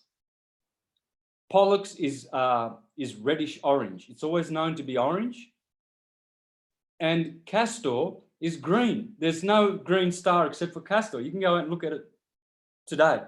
Orange and green. All the other stars are red, blue, or white. Red, white, and blue. And here's Pollux and Castor. Ptolemy mentioned that they were green and orange 2,000 years ago, quoting the Egyptians of thousands of years prior to that. And their colors don't change, their brightness, parallax, respect to each other. The stars are still the same, exactly in the same position as they ever have always been. And you want a moving Earth? Whoever you are that wants that, you are a effing dance on steroids. So then why am I looking with my telescope and the planets are moving extremely fast? So we're just flat, and then everything else in space is moving, and the planets look as solid as the Earth. Yet you're saying that Jupiter is hollow, and the sun. I think the sun could be some type of Stargate. However, it does look pretty solid with my telescope. So you're saying that when people observe that, they're dunces? No, I'm not talking about the planets moving. Yeah, they move. You see, what I'm saying is, doesn't. hang on, no, listen. When you know that the stars have never, ever, let's just stay with one subject for now, and we'll jump to that in a minute. If the stars have no parallax registered in millions of years, then we're not moving, period. When you see Jupiter and all of these planets moving in respect to the other star, yes, they are called the wandering stars. A planet is a wandering star, which means all the seven, Elohim, they are twisters and turners. We already said that. Saturn is turning, Sun's turning, they're all turning, twisting, turning, orbiting. But that does not mean that we are moving. We are stationary. They are moving. All that is moving is the ether roof on above us. The scriptures, the Bible speaks of this. Bhagavad Gita speaks of this. The heavens are turning. The Bible clearly says, God says, I have made the earth firm and solid. It will never move. Its foundations will never move. Never. And it keeps saying that over and over. I have made the earth solid, firm, and its foundations will never move or be made to totter. When it speaks about the moving, it's always the sun and the planets and the heavens. It's saying, and I make the heavens turn. And in Job 38:32, God says, can you see the heavens and the zodiac turning, O Job? Can you see how I make Ursa Major turn in the sky? He's never talking about, you see, hang on a minute. There's some noise. So you see, when Joshua made the sun stand still, it's because the sun is moving. It's alluding, it's not literal. I'm not saying it truly happened. I'm just saying they're telling you it's the sun moving. We do not move. As per the Bible and every sacred text, if you read them, and every other intelligent ancestors of ours, pre-Copernicus, the Satanist Jesuit. Nicholas Copernicus, a guy who has Nick in his name twice, Saint Nick the Devil, and he's a Jesuit, known to be funded. Go to Pope Paul III, Farnese on Wikipedia, and you'll see in the third sentence that Copernicus dedicated his book to him. And he is the founder of the Jesuits, who were founded 2 years after Copernicus released and devoted his book to the Jesuits. And then 130 years later, because the whole world knew that Copernicus was a bullshit demon worshipper and a Jesuit, they had to come up with Galileo Galilei. Now, of course, people are stupid, so that they don't even know what Galileo Galilei means. Galilee is the same Galilee as Jesus walking on the circuit of Galilee. And it means the circuit of the zodiac, which turns, which moves. So Galileo means to rotate, to move. Galileo means to move in singular. Galilee means to move in plural. So they give you Nicholas Copernicus, Nick, and then Galileo Galileo, which means to turn. And that's his famous words. When he recanted, he said, and yet it turns, and yet the earth turns. And his name means, pardon the frickin' pun, the joke's on Globies for swallowing this bullshit. It means to turn to turn. So here's this guy who rocks up and his name means to turn, and he's a student of St. Nicholas Copernicus twice. Newton, Jesuit, Einstein, Jesuits, they're all deceivers. Their whole world is a total, everything's a lie, guys. Guys, if you've got intelligence, question everything. Everything. Well, and I certainly question everything. There's no question about that. And when it comes to, there's a few things that you said that I want to clarify here. You said there isn't a single photo of our planet that isn't CGI from space. Do you really believe that? There is no whole photo. There is no one photo just snapped, taken, and produced anywhere under the sun. It doesn't exist. They are CGI images, digital. they're images. They don't say photos. You cannot find a photo of the Earth. And when you do the CGI images, you'll see that the first ones from the Apollo missions, you'll see America is about so big in comparison to the ball, right? And then in the Japanese blue marble ones, America has grown. America is now almost half of the globe. You see, America's grown on the surface of the Earth. Which photo of all the 10 different versions that you see of America being, sometimes it's this big, other times it's this big, which one's the true photo then? I'd like to see that one. That'll be interesting. So let me ask you this then, because another thing that you said, if you said all the GoPros and their fisheye lenses, when you shoot them up, they're going to give you something that looks like a circle, and then it goes, what did you say, went from a circle to flat again to circle or something like that? Well, it goes from convex to flat to concave, all within. So why would it look, I'm just trying to figure this out. Why would it look normal? Like, I've got the GoPro. I was using my GoPro today when I was filming. I hooked it up to the van, and I was getting some awesome high definition footage that looked great. So why is it changing when I put it up in space? Why does it go from like, it looks good, but now it's taking something flat and it's turned it into a circle? Is that kind of is what you're describing here? No, brother, I've got myself a little GoPro too, and you can do it on the ground. You can do it. You can see the fisheye. Just put your hand. It's all fisheye. But it still gives you the perspective of when you're on the ground, it looks like it looks normal. So you're saying it changes the further out you go. Let me ask you a question. I'm not being rude. I'm totally being respectful, and I definitely question everything. That's why I'm questioning this, because I think that these are good questions. If you're going to make these humongous claims, which they are, and if you're going to call people that believe in the Earth being a globe model stupid and ignorant and demonic, I'm going to play devil's advocate here, and I will be demonic. If it's demonic to believe in the Earth is not flat, I'll be demonic for a minute. But it's all in fun. So the next question is, you say the stars have never moved.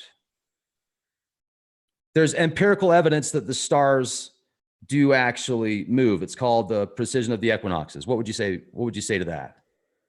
Yeah, but that's the precession of the equinoxes is a slippage that occurs when the stars actually, the backdrop of the stars compared to the planets slips in relation to them over the cycle of about 25,000 years.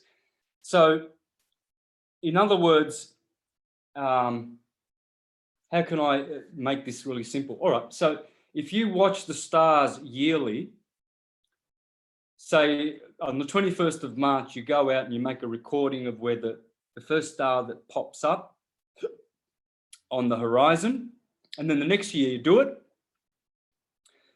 You know, you sit there and wait for the exact time and wait for, you'll find that star is coming up about 4 minutes later than the previous year. Well, that's because of what's called precessional slippage, but they don't have proper motion. It's different motion. It's an appearance of movement, yeah? It's not a real proper movement. So the stars don't, if they had proper motion, we would see parallax, you see, because there's supposedly great depth between those stars. Some of the stars are closer in light years, some are further back. So if we're traveling over here so fast, there has to be so my fist is closer to you, right? Let's put that right there. And this one here this finger is right here. So if my finger is moving, that should happen. You see, this is parallax. So in Taurus, you've got Aldebaran's here, my fist, and say Betelgeuse in Orion is over here. And they've always been, in relation to each other, they've always been exactly that distance to each other. Here's Aldebaran, here's Betelgeuse. Now, if you're moving, things like this have to happen, distortion. There's got to be some distortion. Where are the new stars? Why don't we see new stars? We should be seeing new stars. Every night we go out, we should be, Oh, wow, look at that green star. Look at that. What? There's always the same stars turning over, turning every day. Same, no parallax. Betelgeuse doesn't get brighter, doesn't get dimmer. Nothing gets dimmer, nothing gets brighter. Same hue, exactly how Ptolemy and Manilius tabulated and specified the degrees and the arc and everything and the positions and the brightness. It's all the same. We're not moving. Just go for a walk in the park. Go for the walk. And you won't feel any trembling. How does a sod of dirt wrapped in soft water and soft atmosphere, so soft, a sod of dirt, can you, when you throw it, if you pick up a sod of dirt wrapped in water, all wet and sodden and you throw it, how really hard, how long do you think that sod of dirt is going to be composed? It's just going to go into pulverized it. Why isn't the earth not pulverizing? And the water, why isn't there shaking, trembling? Come on, man, we're doing Mach 88 around the sun, Mach 1.35 in rotation, Mach who knows what that the sun is going around the center of the Milky Way galaxy, and then Mach on top of that, who knows what, when the galaxy is actually moving as well. Yeah, but let me jump in here real quick. And once again, this is just a healthy debate here. Look at yourself underneath the microscope. Like you said, you can't find a solid point. The further you look for that solid point, then it starts going in and out of existence. Your whole body is made up of possibly just one electron. This whole universe could be made up of just one electron going in and out of existence. So what you're saying about how we can't necessarily feel that we're moving and we're on this giant ball, I would say it's probably because of the size of the planet, connected with the magnetics, connected with the gravity, also connected with just the way our vibrational frequencies work with our perceptions. We see 0.01% of the electromagnetic light spectrum. So there's so much going in and out of existence that we don't feel and understand anyway. Like you were talking about the connection of Lucifer and the way that we perceive things that aren't really there. So maybe what you were describing, see, when you were talking about earlier, those, when you were talking about those orbits, I was thinking about the orbits of the planets. And then you're talking about the stationary thing. There's so much you can take out of the Bible and say, well, it's biblical or it was talked about in ancient times. But if you really think about it that way, how much stuff is in history that we know now is complete BS or is just metaphorical? So oftentimes these things that are metaphorical are looked at as fact, when fact itself can be from the perception of the observer. But also, I still didn't get a solid answer on the math. Like if you take the math of the globe model and the GPS system, they're using it as a circular model. I didn't understand your concept on how that works if we're on a flat thing. So, and another thing that's interesting is if we're on a flat, you're saying we can't prove the earth is round, but can you prove the earth is flat? Do you have a picture that the earth is flat? I mean, I could say the same things you're saying in reference to that model as well, right? Yeah, I do that every day. I live on the coast here and I see the flat earth every day. There's no doubt about it. It's absolutely 100% flat. No curvature at all whatsoever. Now, but it is on the West Coast. No, that's an optical illusion. There's no curvature. And how I know there's no curvature is easy. Grab yourself an infrared camera or go to YouTube channel where they are taking infrared shots. There's one guy who's in a plane in Southern America and he's shooting northward through Chicago, through the Great Lakes, right up into Hudson Bay and beyond. And he's got an infrared thing there. And that's 1,200 miles of flat. You see the Mississippi winding all the way up. You see the whole Mississippi from almost down in Louisiana. You can see past Chicago and all the Great Lakes there. And you can see all of Hudson Bay and land behind that. Infrared, because it doesn't, you see, people say, oh, yes, but I see curvature and blah, blah, blah. The air is not transparent, dudes. There's particles in the air.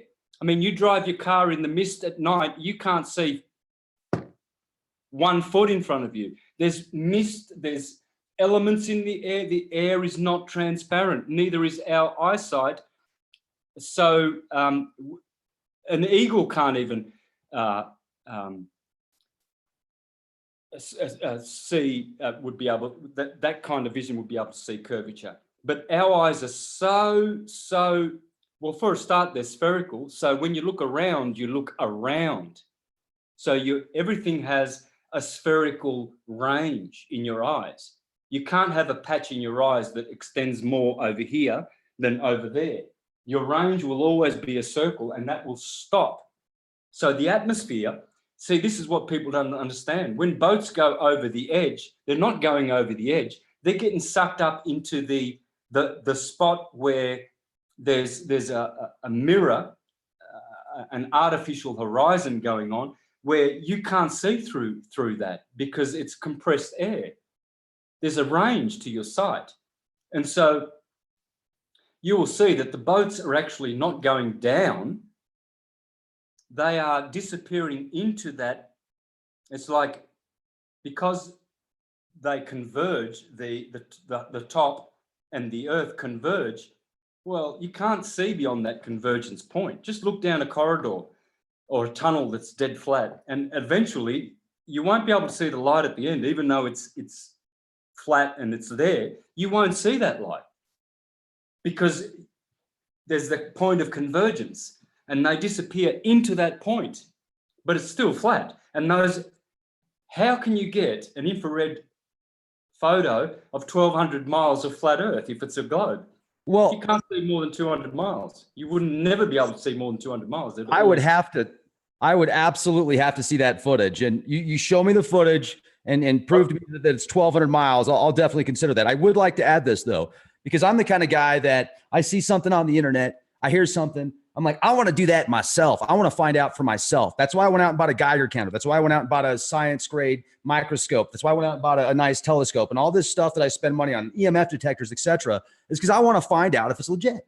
I went out and picked up a Nikon P1000 camera, which has got a 3,000 millimeter zoom lens. It's insane, 125 optical. Went out to the Pacific Northwest, went out to a place called Ocean Shores. And that's right on the coast. That's right on the water. So I'm out there at Ocean Shores, busting out the camera, zooming in as far as I can. There's this boat on the horizon. You can't even see it with your eyes, but you can see it with the camera. It's like a telescope hooked up to a camera, and it looked like there was some curvature there. When I got back, I went to Chicago a few months ago. Came back from Chicago, driving back from Chicago, watching the moon. And driving as far as I was, it appeared as if we were on a ball moving like this, and the moon was coming up like this. So with all of the information and science that contradicts the flat earth model, and once again, this is a healthy conversation here, and I appreciate and respect your opinions. And that's the wonderful thing about debate, is you can have a conversation. If you talk to somebody and they can't have a good, healthy debate with you, you have to ask why. Is it because I'm saying something that you can't answer, and so it bothers you? That's usually the reason, or they just don't want to waste their time on it. But did you leave? Are you still with us? Are you getting 5G? I know you've got some issues right now. So with no, I'm just attending to something in the background there, but yes, I am. Yeah, these are appearances, Rex. Remember, the fool is the one who lives his world by the appearances. There are two truths. There's the truth of reality and the truth of appearances. For instance, if I grab this, right, and the moon's up in the sky, and I put this round thing in front of my eye, and I say to a little child, this is bigger than the moon. Well, yeah, from this perspective, that's the truth of appearances, because this blocks the moon that's way, way up there in the sky. Therefore, this is bigger than the moon in appearances, right? But in reality, the moon is larger than this. So there are two truths. What you see and what you think you see, two different things, okay? Like the physical matter of the body, you think you see that, it's not really what you're seeing. So for evidence of these photos, go to my YouTube channel, Mr. Astrotheology, and scroll down. About 6 months ago, I did a presentation called Flat Earth is Scientific, Globe Earth is not. And I would watch that because it's the best flat earth video you'll ever see. And then you go down into the comments and there's the guy's channel who has all of these. In fact, click on all the links I put in that video at the bottom. And if you're not persuaded after that, that's okay. You can do your own, no skin off my nose. You can do your own thing. That's fine. I will continue, knowing the ultimate truth, and that is that the earth is stationary. No doubt about it. Absolutely no doubt about it. It's ridiculous that we're still, discussing this lie. Go down to, I need to get you the channel so you don't, just in case people can't go to or find it on my channel. Let me see, where's that? Anyway, it's in the links there, guys. It's you go to my channel, Mr. Astrotheology, and you punch in flat earth is scientific, globe earth is not. And in the notes there, you'll see a guy has a channel. He's got hundreds and hundreds of flights that he does. He loves doing it. Gets in a plane and he's got his infrared filter on his Nikon 1000, and he's shooting shots of the flat earth, more than 1,000 miles. It's no brainer. You can't have that on a curved ball. It just can't happen. No refraction can explain how that infrared brings all of that landscape into view, all the way past Hudson Bay. Clearly, you can see it clear as day. I've put those photos in my presentation, Flat Earth is Scientific, Globe Earth is not. And then there's another one I'd like people to look at. Earth is Stationary by Scientific Experiment. Please have a look at that 14-minute video and you will see where I discuss Pierluigi Ghina's words, where he speaks about the Earth being stationary and how to prove that it is stationary. So not only do we have Pierluigi Ghina, we've got Marconi, we've got Sagnac, we've got George Airy, we've got Michelson and Morley, Michelson and Gale, we've got James Bradley in 1729 with his telescope. He proved that the Earth was stationary. He was the astronomer royal.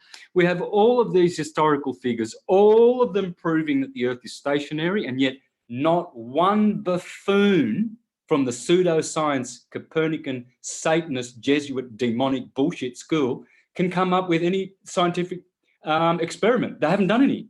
And Einstein on his deathbed said, I've come to believe that no scientific experiment can detect the movement of the Earth. Yes, because it can't, and it never will. And if it does, we'll do it. We've got the instruments now. Do it. We've got freaking satellites way. Give us a freaking photo. One real photo. Now, flat earthers have dismantled every single bullshit CGI image that they give you in their globe with no balls presentations, and they're all provably false. For anyone who really, really wants to know about the flat earth, go to a channel called My Perspective. If that guy doesn't convince you, nothing will. Let me ask you a quick question, though, because I've asked you some genuine questions about, let's say I want to launch a rocket out myself. I'll get a weather balloon. I'll launch it up as high as I can. What kind of cameras do you need to show you that the Earth is either round? It's a giant. Actually, you know what, folks? The Earth isn't round. The Earth isn't flat. It's a pyramid. Hello. And you're building the pyramid for the MFers, the money funders, because they love you so much. But no, what would you need to prove to you the shape of the Earth? Because you haven't proven to me in any way, shape, or form the Earth's flat. And obviously, I haven't proven to you that the Earth is a globe. So what would it take for you to say, yep, what kind of camera do I got to launch into space? Tell me how far I got to launch it, what I got to do, and I'll see if I'll see if we can make it happen. I'm serious. Let's do it. Let's do it. We'll follow the thing up, man. We're like, yeah, there it is. We're live streaming it. There are people who are doing it. there are people out there doing it, and it's absolutely it never has any curvature. I've been up 30,000 feet. I've flown to Los Angeles. I've flown to Europe, and I look out my left window, and the horizon is at eye level, and then I look at out the right, and I see the horizon, and I think, hang on a minute.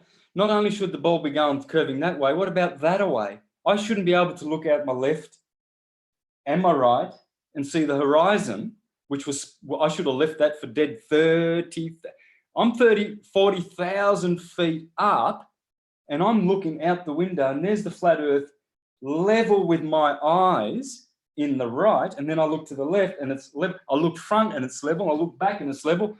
Where's the curvature? Because the moment you're on a ball, the moment you're on anywhere on the ball, you're always on top, wherever you are. If you're standing, let me get a ball. So if you're standing here on the ball in Italy, and I'm standing here, it's fucking ridiculous. It's so stupid. Well, no, but think about this too. I mean, here's a ball. The thing's huge. I mean, I don't know how many miles the Earth is supposed to be in circumference. You're going to have to be up more than 30,000 feet to see the curvature, right? That's right. Well, you can't see it even up there, but from sea level or from 40,000 feet, it's always coming up to you all around, not just one side. I mean, fair enough if you were here and you were just looking, if you were about here and you were just looking one way, but you can see mountains over here, and then you look to the other side and you see mountains level and clouds.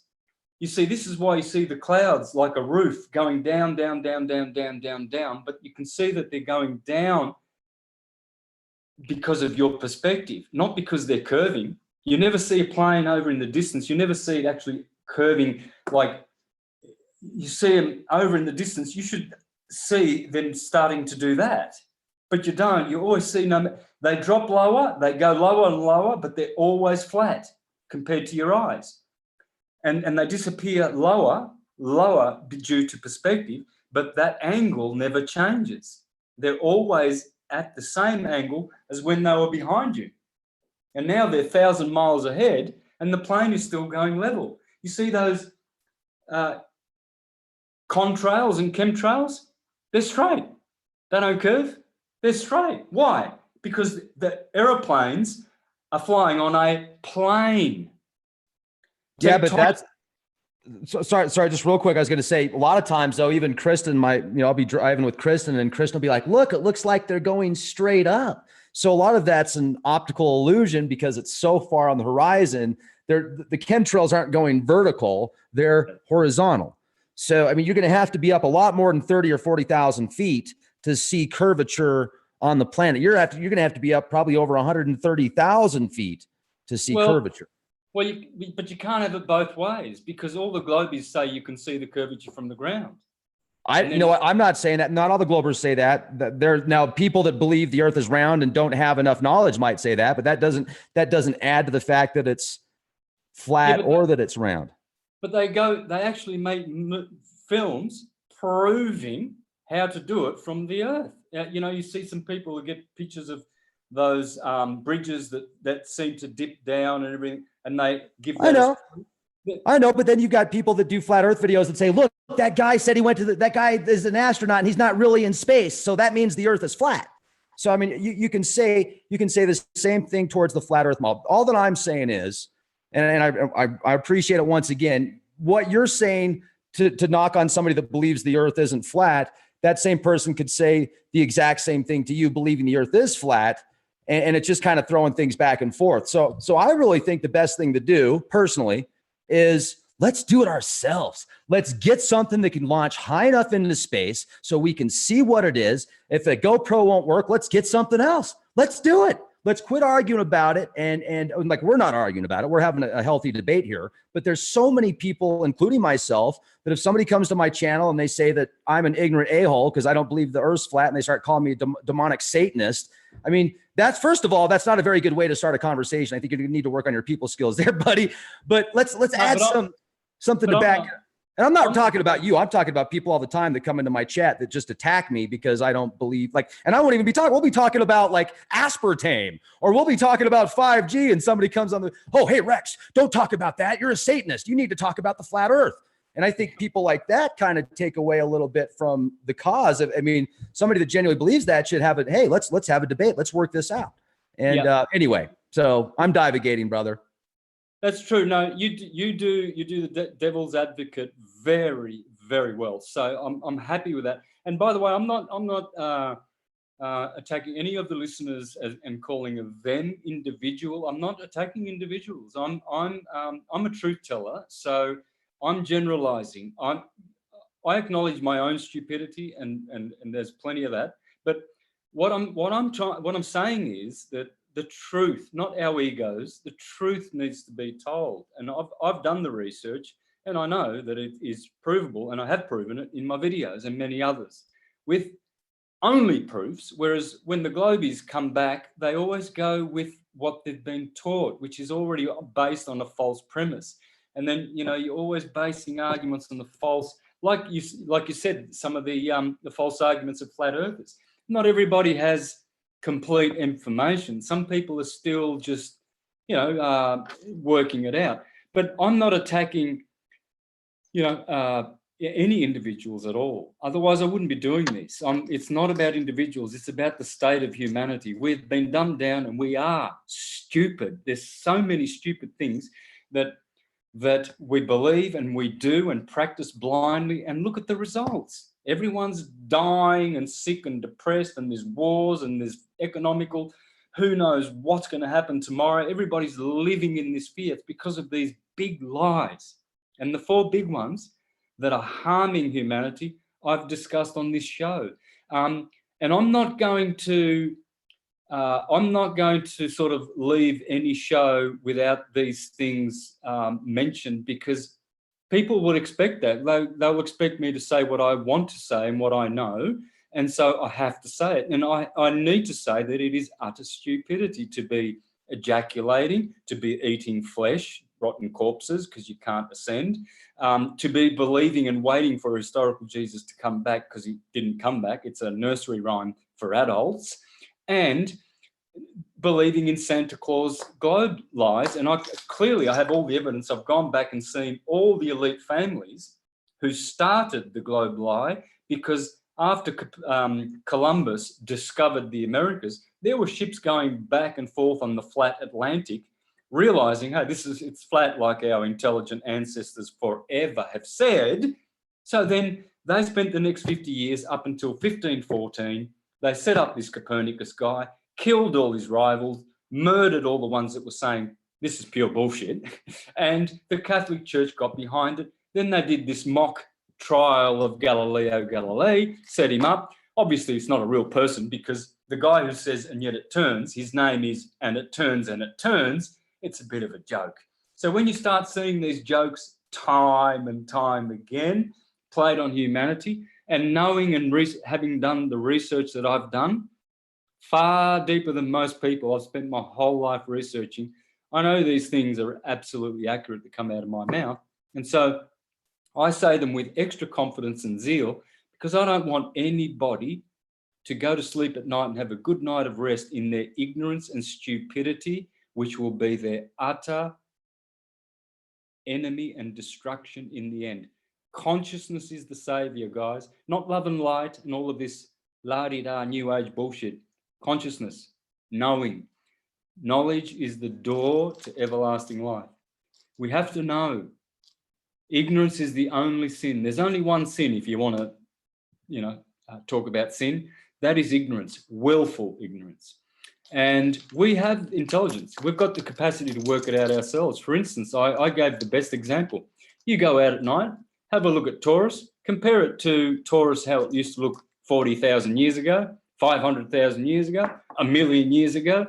They're in the same position, same light quality, no parallax, no distortion. We don't move.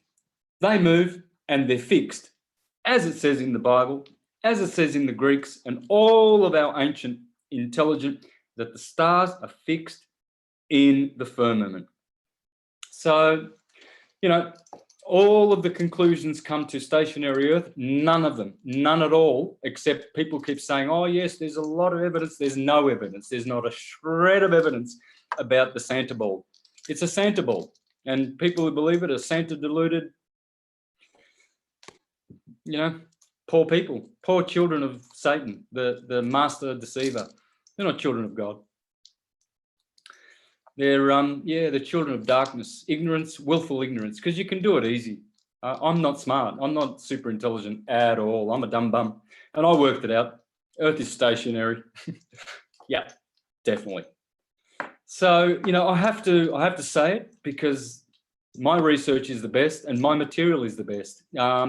There's no one's got syncretism like I have. Sounds like a boast, but it's the truth. The truth has to be told.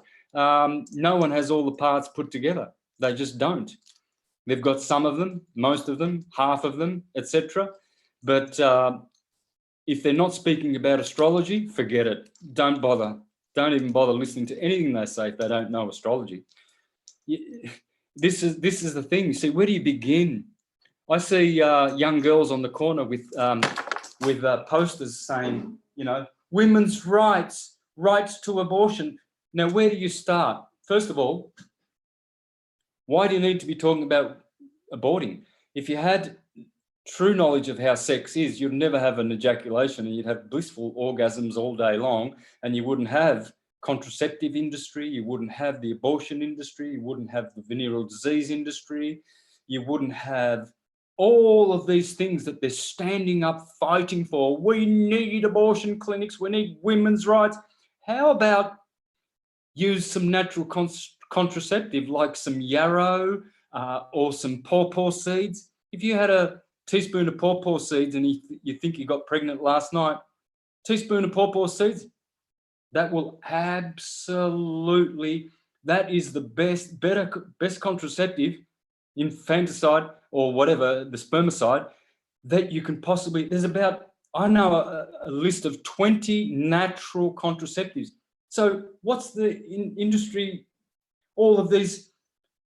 First of all, you don't need to be worried about getting pregnant or a disease if you learn proper sex. See, where do you begin with this woman? You know, I'm standing there looking at her and going, how can I help this girl now? She's fighting for these rights, but she's so deluded and she's upside down on a spinning Copernican Jesuit demonic globe. And where do you begin? Nowhere. Let the dead bury the dead. Where do you start? See, the kind of sex I haven't had an ejaculation since 2012. My partner, Violet, she's 25, sexy girl. She can't keep up with me and sex because I get more and more energized because you don't get tired. You're not ejaculating your brains out. She doesn't sit there going, oh, gee, what if I get pregnant? I'm in Australia with this guy and, oh, what if I get a venereal disease? Or, oh, when should we stop? Just don't ejaculate. Be competent and continent. You know, if you're pissing your pants and pooing your pants, you're called incontinent. If you're an ejaculator, you're incontinent. And most of these truthers are ejaculators. So I know that my channel is the best because it's non-ejaculatory, it's white tantra, it's astrological, it's vegetarian. It's all set people up for ascension. It's the best truth channel. I have to say it, and many millions are knowing it, many millions. They're coming and they write to me every day telling me how the truth has transformed their lives. There's millions of people watching syncretism and benefiting, you know, because it's not an entertainment channel, it's a truth channel. But you are a unique individual, and I respect that. And man, like before we close out, we've been going on for about 2.5 hours, and really appreciate you coming on the show. I know I've asked you some questions and you've given me some responses, and I appreciate that. And hey, thanks a lot, Anthony. Much appreciated the super chat there. You say you're a targeted individual, and it seems to me like you're a little bit anxious. Like, are they messing with you right now? Something going on right now? No, I'll tell you why I'm like this today. This always happens. Okay. when I have to have a bath. Now, the only thing, this is for any other targeted individuals, guys. Here's a tip. What I do is I go into the bath and I get apple cider vinegar, like a cup, like about so. Put about 5 spoons of Celtic salt in it and mix that around. And those two alone should knock the itch. But then I put Lugol's iodine in there, and then I put a bicarb soda all over my body. And then I just stand there in the shower for about 10 minutes. It burns like you're in hell. It's torture. This itch is not just an itch that you can scratch and it goes away. It's an itch that tickles and stings at the same time. It's ticklish. It's a demon. It's so intelligent, and it knows how to keep you awake. So last night I was in the bath till about 3 a.m. Then I got up. I've only had about 3 or 4 hours sleep. I'm always sleep deprived. So I'm running on that adrenal energy, but I'm toxic because I was itching madly last night and the night before and the night before. It's been the worst year for me. It's just getting worse and worse, more and more intelligent. And then what I do after I soak in that is I start running the bath, and I put 4 cups of Epsom salts in there, essential oils, bergamot, cinnamon, lavender. These absolutely attack the itch. And then I'll put bicarb soda in there, a bit of borax. I also put bentonite clay in there, black activated charcoal. And I have to sit in there for about an hour or 2 hours, and then I can go to sleep. So that's why, brother, if I didn't have this torture and itching for the last decade and more, yeah, things would be a lot different, a lot different. It's caused me all kinds of dysfunctional behavior and really, really nightmarish days and nights.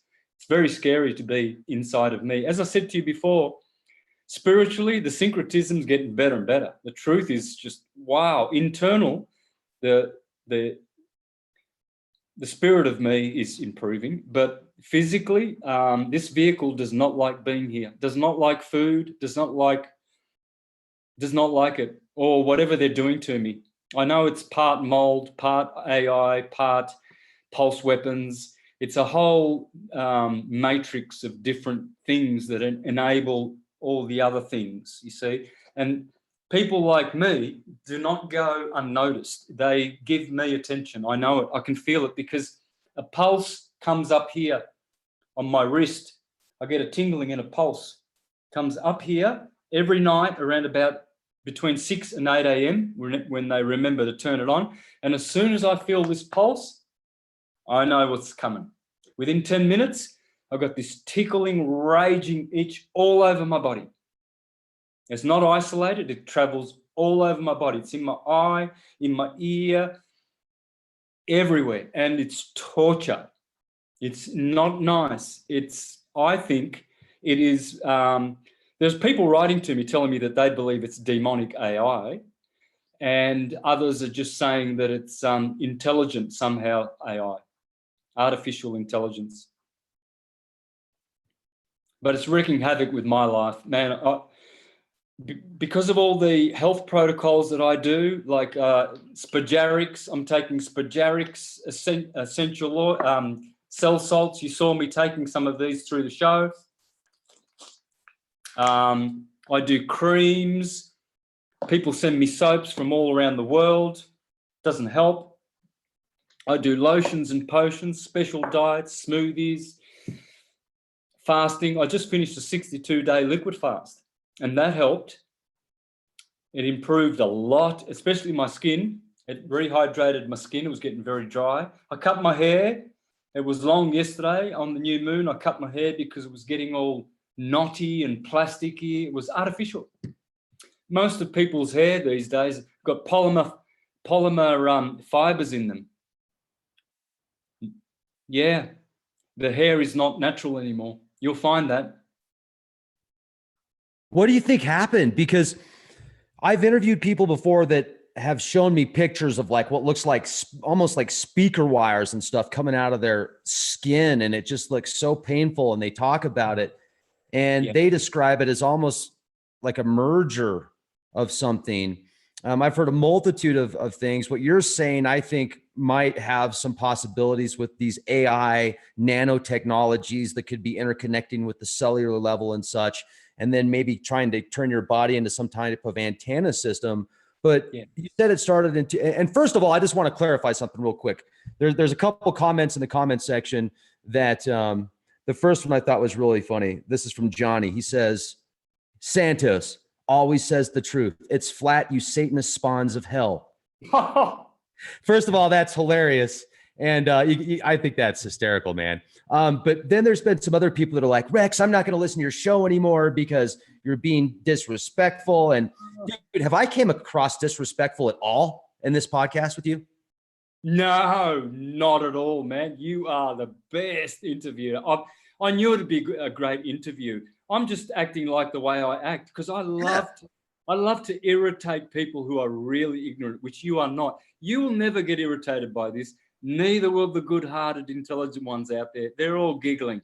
The only ones who will walk away, remember in the gospel, Jesus said, if you don't eat my body and drink my blood, you will never come to everlasting life. And all the disciples were shocked and they said, oh, this speech is shocking. We cannot follow this man. And they all turned aside from following the Lord. And then the Lord turned to Peter and said, are you also going to leave me? And Peter said, Lord, where will I go? You have sayings of everlasting life. So I find that people are compelled to listen to me. The truthers are listening to me, and all the shills, they all click on my videos for some reason religiously. They know more my syncretism than I do. All the shills are addicted. They are compulsively watching my stuff. So I love to jab them and irritate them so that, one day when they come to the same truth as I do, they'll say, gee, that guy was trying to help me. He wasn't such a smart ass as he's tried to be, because I like to provoke people. I like to really, that's how I get into gear. I sit on the fence sometimes and be lazy about certain issues. Then some person that I don't like and irritates me says something and then provokes me. And lo and behold, next thing I'm listening to that person because they were right. A lot of irritating people that you just can't even look at because you can't stand their face, like me, are going to turn up in your life. But you have to compose yourself like you have done today, Rex. You have just been a witness. You don't jump in, even though you play devil's advocate real well, you don't jump in and take a side fixed based on your potential ignorance. So witness everything. That's what I did. For years, I was studying the flat earth before I came out in 2015 because I didn't want to come out half-cocked and say, hey, look at this. I needed to know for sure. And the way I do research is thorough, and that's why I did it. I had to. I'm responsible to people because I claim to be a truther. So the onus is on me. It's my due diligence to research every matter. People were writing to me saying, what's this bullshit about the flat earth, Santos? Look at this video.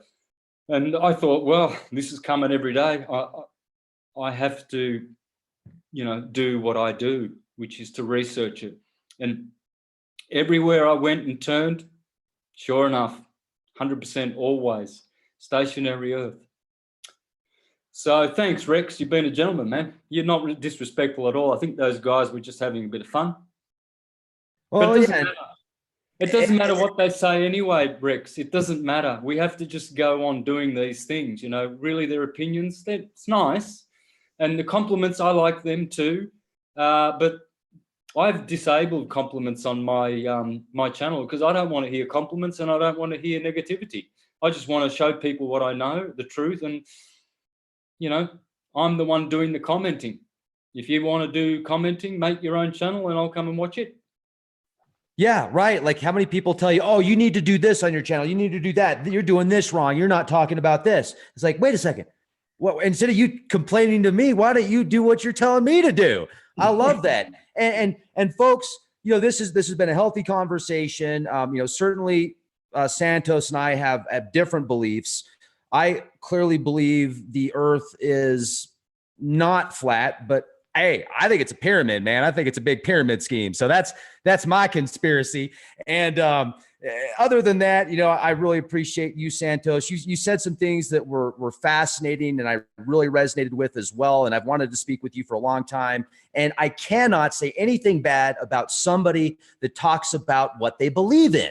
And you know what? Here's what's interesting. There's over 7 billion people on the planet, on the plane. And guess what? Most of us don't think the same. So does that mean one person's right and the other 7 billion plus are wrong?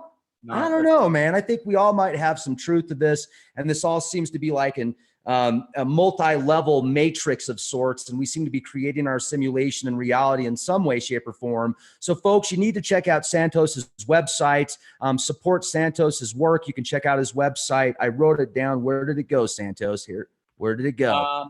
Website is universaltruthschool.com. YouTube is one word, Mr. Astrotheology.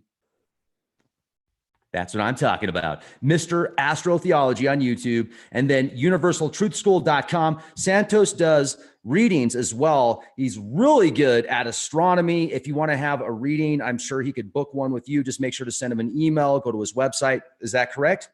Yes. Yep. Awesome. Thank you. Thank you very much. Thank you, everybody, for being here with us. It sounds like everybody got triggered to some way, shape, or form. The snowflakes did melt. I got triggered a little bit too. It was all exciting. And I loved what you said at the end there about how you like to get under people's skin and how you like to get people thinking. You want to shake them up a little bit because you love them, because you care about them. So think about that, folks. Be excellent to each other and be the change you want to see.